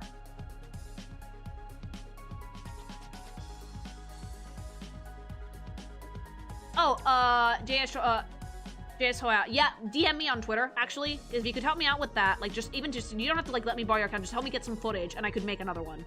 Because, like, yeah, that's, like, I've been struggling to figure out how the fuck I'm gonna make another Zenless character review, if I can't see the units. It's been a real struggle. I lost two 50-50s to Hard Pity on a character I didn't even want, but was probably meta, so I said, fuck it, bye game. The thing that happened to me is I got cucked on the, 50-50. For every single unit, except Caesar. I didn't even want Caesar. Every single unit I wanted, I got cucked for. And I to the point that I am convinced that I was on some sort of list, because I did whale out when the game first came out, so I could do some pulls on stream and shit. I did like buy some like fucking monochrome, like fucking primos or whatever. I'm convinced I'm on some sort of fucking list that was like, yeah, this person will get frustrated into spending money.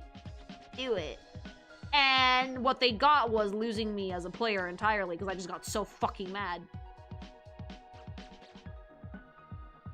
I feel you on that. Call me Josh. My name is a bit ratchet. Yeah. Josh, if you could like DM me on Twitter, it's the same username, Kinkymation. Like I just need some footage, really. Models for what game? Oh, for Zenless Zone Zero. Lily G. Hart. Mara, thanks so much for the sub. Thank you.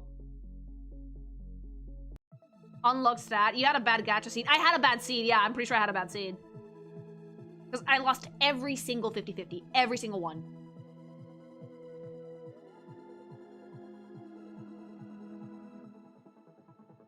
I fell off Hoyo games because the stories just became boring to me. Yeah, they're also pretty dull. But like... character design-wise, Zenless is funny because I see the Hoyo progression, and I've heard stories that, like, Water Kuma, who is the lead designer, actually does get into a lot of arguments with the Hoyo designers, because Water Kuma's a really goated character designer, like, a decently good one, but the MiHoYo character designers are net. And, they argue a lot about that shit, because the MiHoYo character designs, they tend to go for design that looks cool but has no purpose whatsoever, and Water Kuma likes themes. Usually the strongest designs in Zenless are Water Kuma.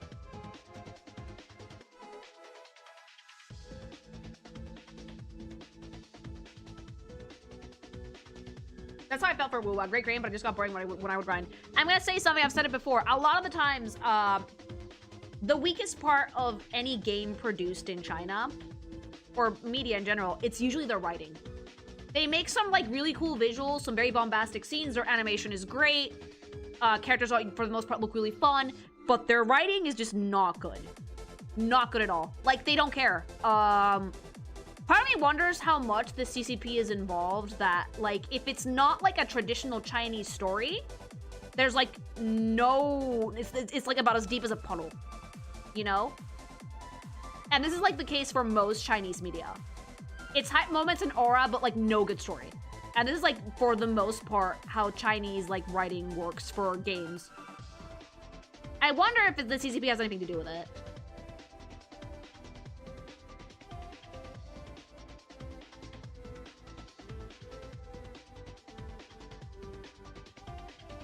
Like, I wonder if it's a cultural thing, though, because, like, hubby told me that, like, ages ago, when the Transformers movies came out, because you know those, flashy as fuck, all style, no substance, China loved those. But then every other movie was, like, trash for them. The Chinese game stories are like their buildings. They look good, but they keep falling apart. Tofu Drake Projects call them doll. They can't write, so to save their lives. I'm sorry, they speak so much and say so little. Yeah, it's a prevalent thing. I've seen it. It's not just a MiHoYo problem, by the way. I've seen it a lot in Chinese media. Like, if the story's not based off like an ancient Chinese myth, and even then Wukong to me was like gibberish, because you'd need to read Journey to the West to even understand half of that game, then it's kind of like as deep as a puddle. But they look really cool, and I think that's what they care about. They first paid players into a magical game with an expansive world. Then patch 2.0 is China Land. Every single game. All of them. Even the ones that are not Hoyo, by the way. I think that the second area, I'm not joking, in Arc Knights, and Field is a Chinese town. I'm not joking. Isn't MiHoYo like a partner committee for like the CCP? Not exactly. I don't know. I think that they moved publishing over to Singapore, though. Every big company is part of the CCP by law. They have to join. Yeah, then that's probably why. That is probably why. Arc Knights was made by Yostar, I think. Same people who did Azure Lane, if I'm not mistaken?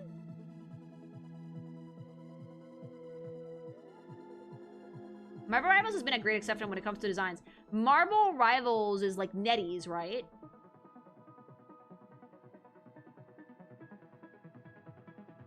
You're thinking of Tencent. Hypergriff, not Yostar. Oh, okay.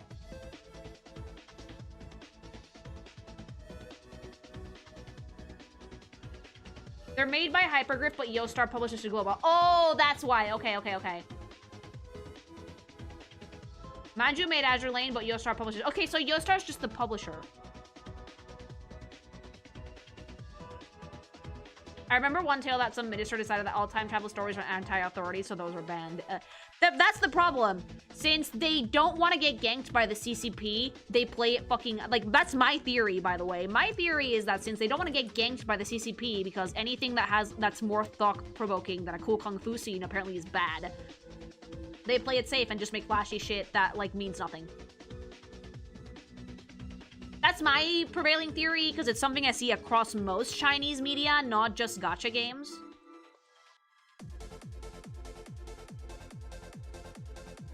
The CCP spies on all of them, so yeah, might be very likely, yes. You're not wrong, Lily. There's, like, whole videos. Oh, that sounds so, like, that sounds super anxiety-inducing. Oh, I gotta go. Have a good stream and happy holidays, everybody. Happy holidays! Oh, and for Reverse 1999, I'm probably gonna make a video next year when there's more skins. It's really funny because apparently the Chinese community really likes my videos about Reverse 1999. Because I got a bunch of emails from like Chinese content creators asking if they could please translate the videos for Reverse 1999 so they could put them on like, what was it? Bilibili? And I was like, yeah, okay, sure. Because like, I'm not gonna post them over there. And yeah, the Chinese community likes my videos. I thought that was sweet. I have no problem with them translating them and putting them over there because, like, I'm never gonna do it because I don't have time, so.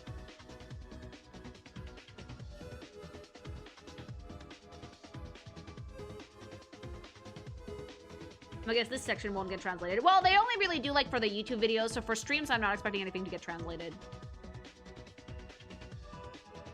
I saw a video on Bilibili about you. Yeah, yeah, like, they like my character design reviews for Reverse 1999 quite a bit.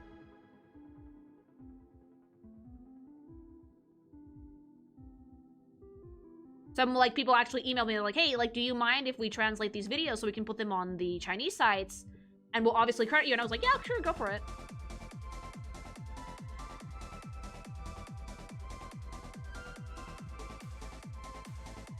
I hope that your Fortnite character reviews get to the point where you can, like, cover the human battle royale for, like, the Lego Ninjago skins. But, like, that's a fuck ton of skins to get through before that. Yeah, like, again, we're going through seasons. We're only gonna do, like, what, season 6? Probably soon. But now they're becoming long to the point that they're like an hour or two segments. Like they're no longer short segments. Now they're long.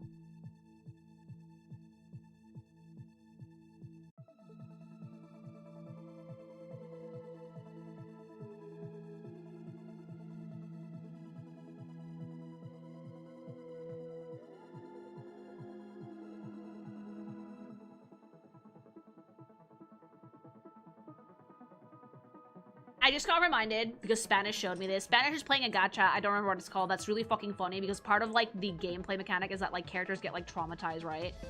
And so they have like mind break animation, right? But like it's also super goony. So there's like trauma animation and like the characters like just tits out like almost a Hegao face. What was it called? Spanish? What was it? KO Zero Nightmare. Yeah.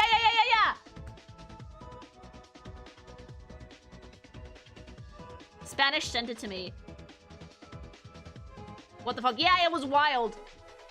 KO Zero Nightmare. Actually kind of fun. Yeah, but like part of the mechanic is like trauma, right? So oh, I have some of them. He sent me some of the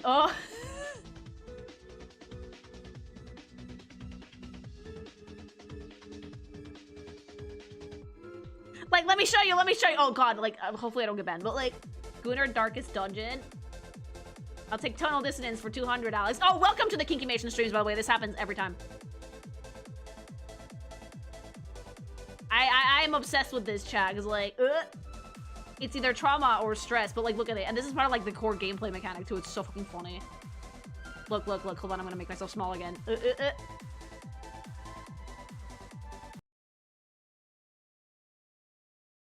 I've seen their ads and I'm like, why are they traumatized? Mama, they don't look traumatized.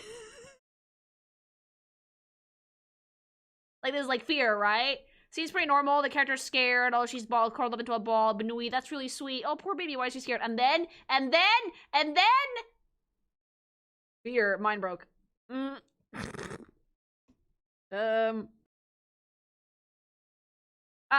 Yes, that totally says fear. I'm afraid for my life here. This isn't fear of the fucking, butt plug that's currently fucking whirring away in there, like, And there's more. There is more, chat. Spanish sent me this, so now you guys have to deal with it. Fucking...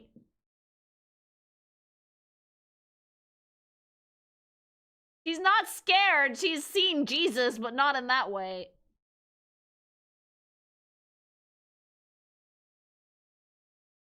Like, this is like the gooniest thing, the gooniest stress response I've ever seen. Look. Guilt, right? Guilt. She looks guilty. She looks like she's having a bad time. She feels terrible. And then... Guilt. The jolt in the nipples, like... Chat, can you see it? Let me zoom in a little bit. The jolt in the tipples and the side boob, like, yeah, sure feels guilty about that mangum dong she's currently sitting on, like... Yeah, what game is this? Chaos Zero Nightmare? Feargasm? Ecchi genre? This has to be some form of not safe for work genre. If this is like a game that has like a teen rating on the App Store, I'm gonna be very surprised. She's so afraid. She got some shock stuff. That's weird. Welcome to gachas of the Gunnar Persuasion. Yeah, we can see that, Lily. Scaroused response? No. Are the horrors mind fucking them? Something's going up your ear. Why? Fear fetish? Download link. Hello? Jaeger, you don't want to play this. You're gonna hate it immediately. It's like the most disturbing enemy designs and the most goonerific character designs in LMO. It's so fucking funny! There's not an ounce of guilt, but a lot of ounces of fluids. There used to be a bunch of ads of this game here. Really? It's like 13 plus on the App Store. What? Mama, that's borderline porn. This is like softcore shit. This is softcore shit. What? No, this should be like higher rated on the App Store. Apple, what the fuck? That's a mobile game? Yeah? The first character on the website is wearing nipple pasties. No, she is not. No! Ma'am, so is Azure Lane. I mean, at least with Azure Lanes, most of them are skins. No, she is not. Where is it? Spanish told me about this, but like... Hold on, I need to see... Oh, no! Oh!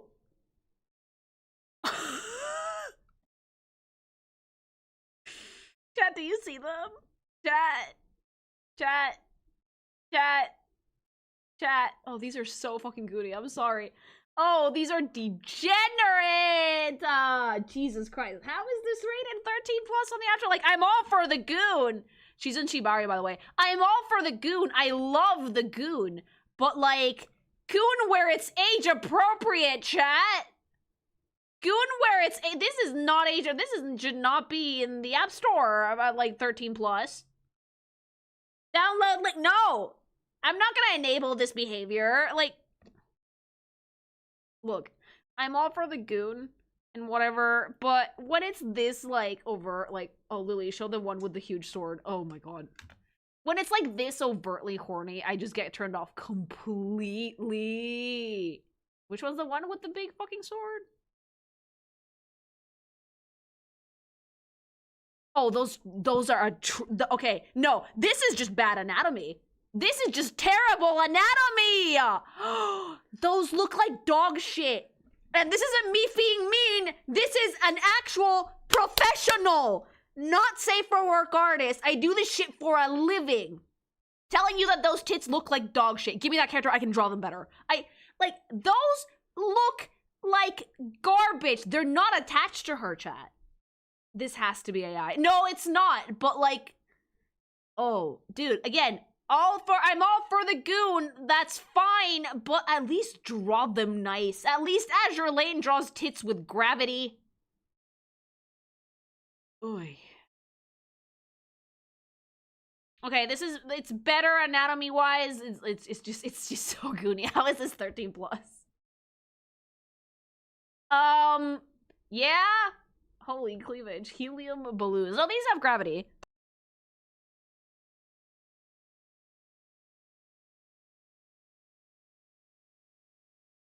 Now note that this is a game about fighting untold horrors and getting really serious about the monsters and traumatized. Sure fucking is.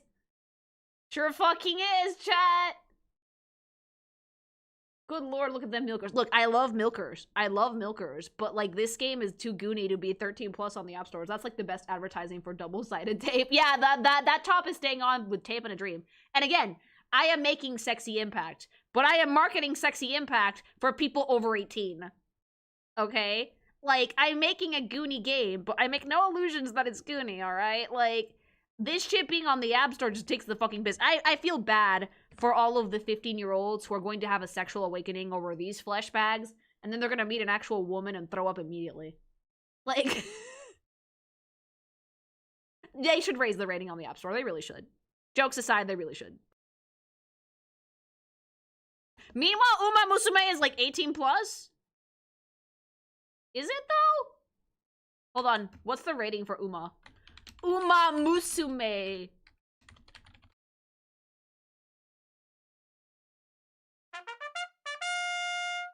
Oh, it's 13 plus. We've started with rouge inflation and are ending with bad thick balloons. Yeah, those are really bad. No, it's 13 plus. Oh, thank God. Also, something about, like, Uma Musume that I genuinely appreciate is, like, how classy they just, like, slid the gambling aspect of horse racing out of the way. Just, like, shoved it to the side. We don't even mention it. Just goodbye. Go away.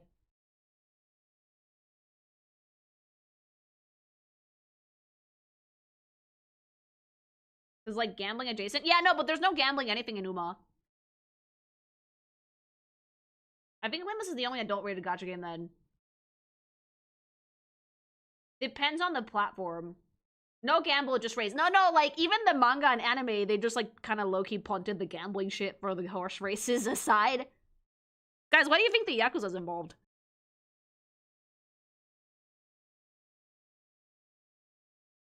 They act like they just run for the sport, like the gambling doesn't exist, which honestly, it's a pretty classy way to tackle it.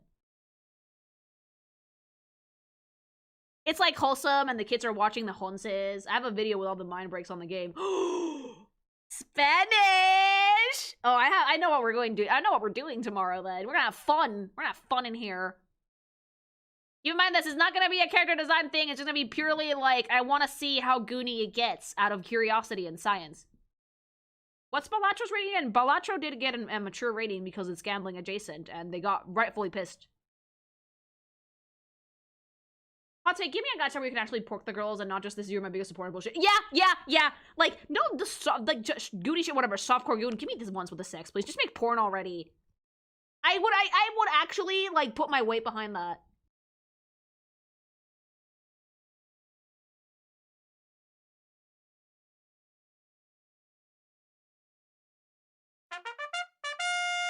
It's like the way the Goon is done. Just one more question for the day. Yeah? Hearing you talk about Uma Masumi makes me curious. How do you feel about Monster Masumi no Iru Nichijo? Monster Musume, I've watched it before. I wish it was, like, actual hentai, though. I'm gonna say this. The way that bothers me is the way that the Goon is done. Like, how come Baldur's Gate had, like, full-on sex, right? You could fuck the characters, nudity. You could be naked. No one complained about it. Meanwhile, the way that a lot of these gachas, the Goon is done in, like, such an immature way. It's all over your face, tits everywhere, and you can't even touch the bitches. If you're gonna make something so overtly sexual, at least let me cop a feel. Let the MC grab titty. I don't know, something, chat. Because meanwhile, you have, like, fucking masterpieces like Baldur's Gate where you can fuck Asteria and you can fuck, like, fucking Shadowheart or whoever you want. No one complained.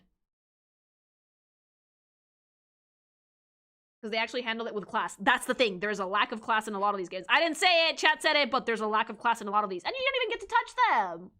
You got a point. Yeah, let me.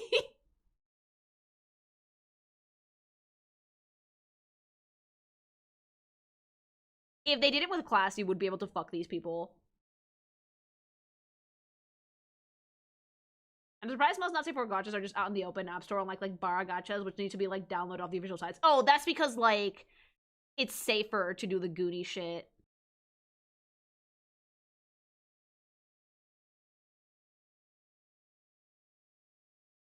Like, people are terrified of the gay, sadly. Like, naked woman, naked men, gasp, right? Like, so people, like, the gay threatens them.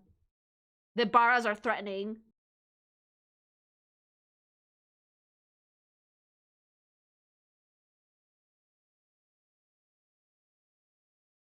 Like, lesbian stuff is considered incredibly safe, and, like, the gay stuff is more like, oh no, out there, risky, you know? Alright, chat, and with that note, I got a jet. I'll see you all tomorrow, though, alright? Have a wonderful evening, my beautiful things, my beautiful baby butt fucks. Thanks so much for joining me for Gen 5 character review. Oh yeah, Azure Lane posted like a Calkini and milk on a chair. Yeah, they're not subtle! Stay classy, Azure Lane. I'll see you guys tomorrow. Alright, go drink gamer subs. Use my code. Love you, bye!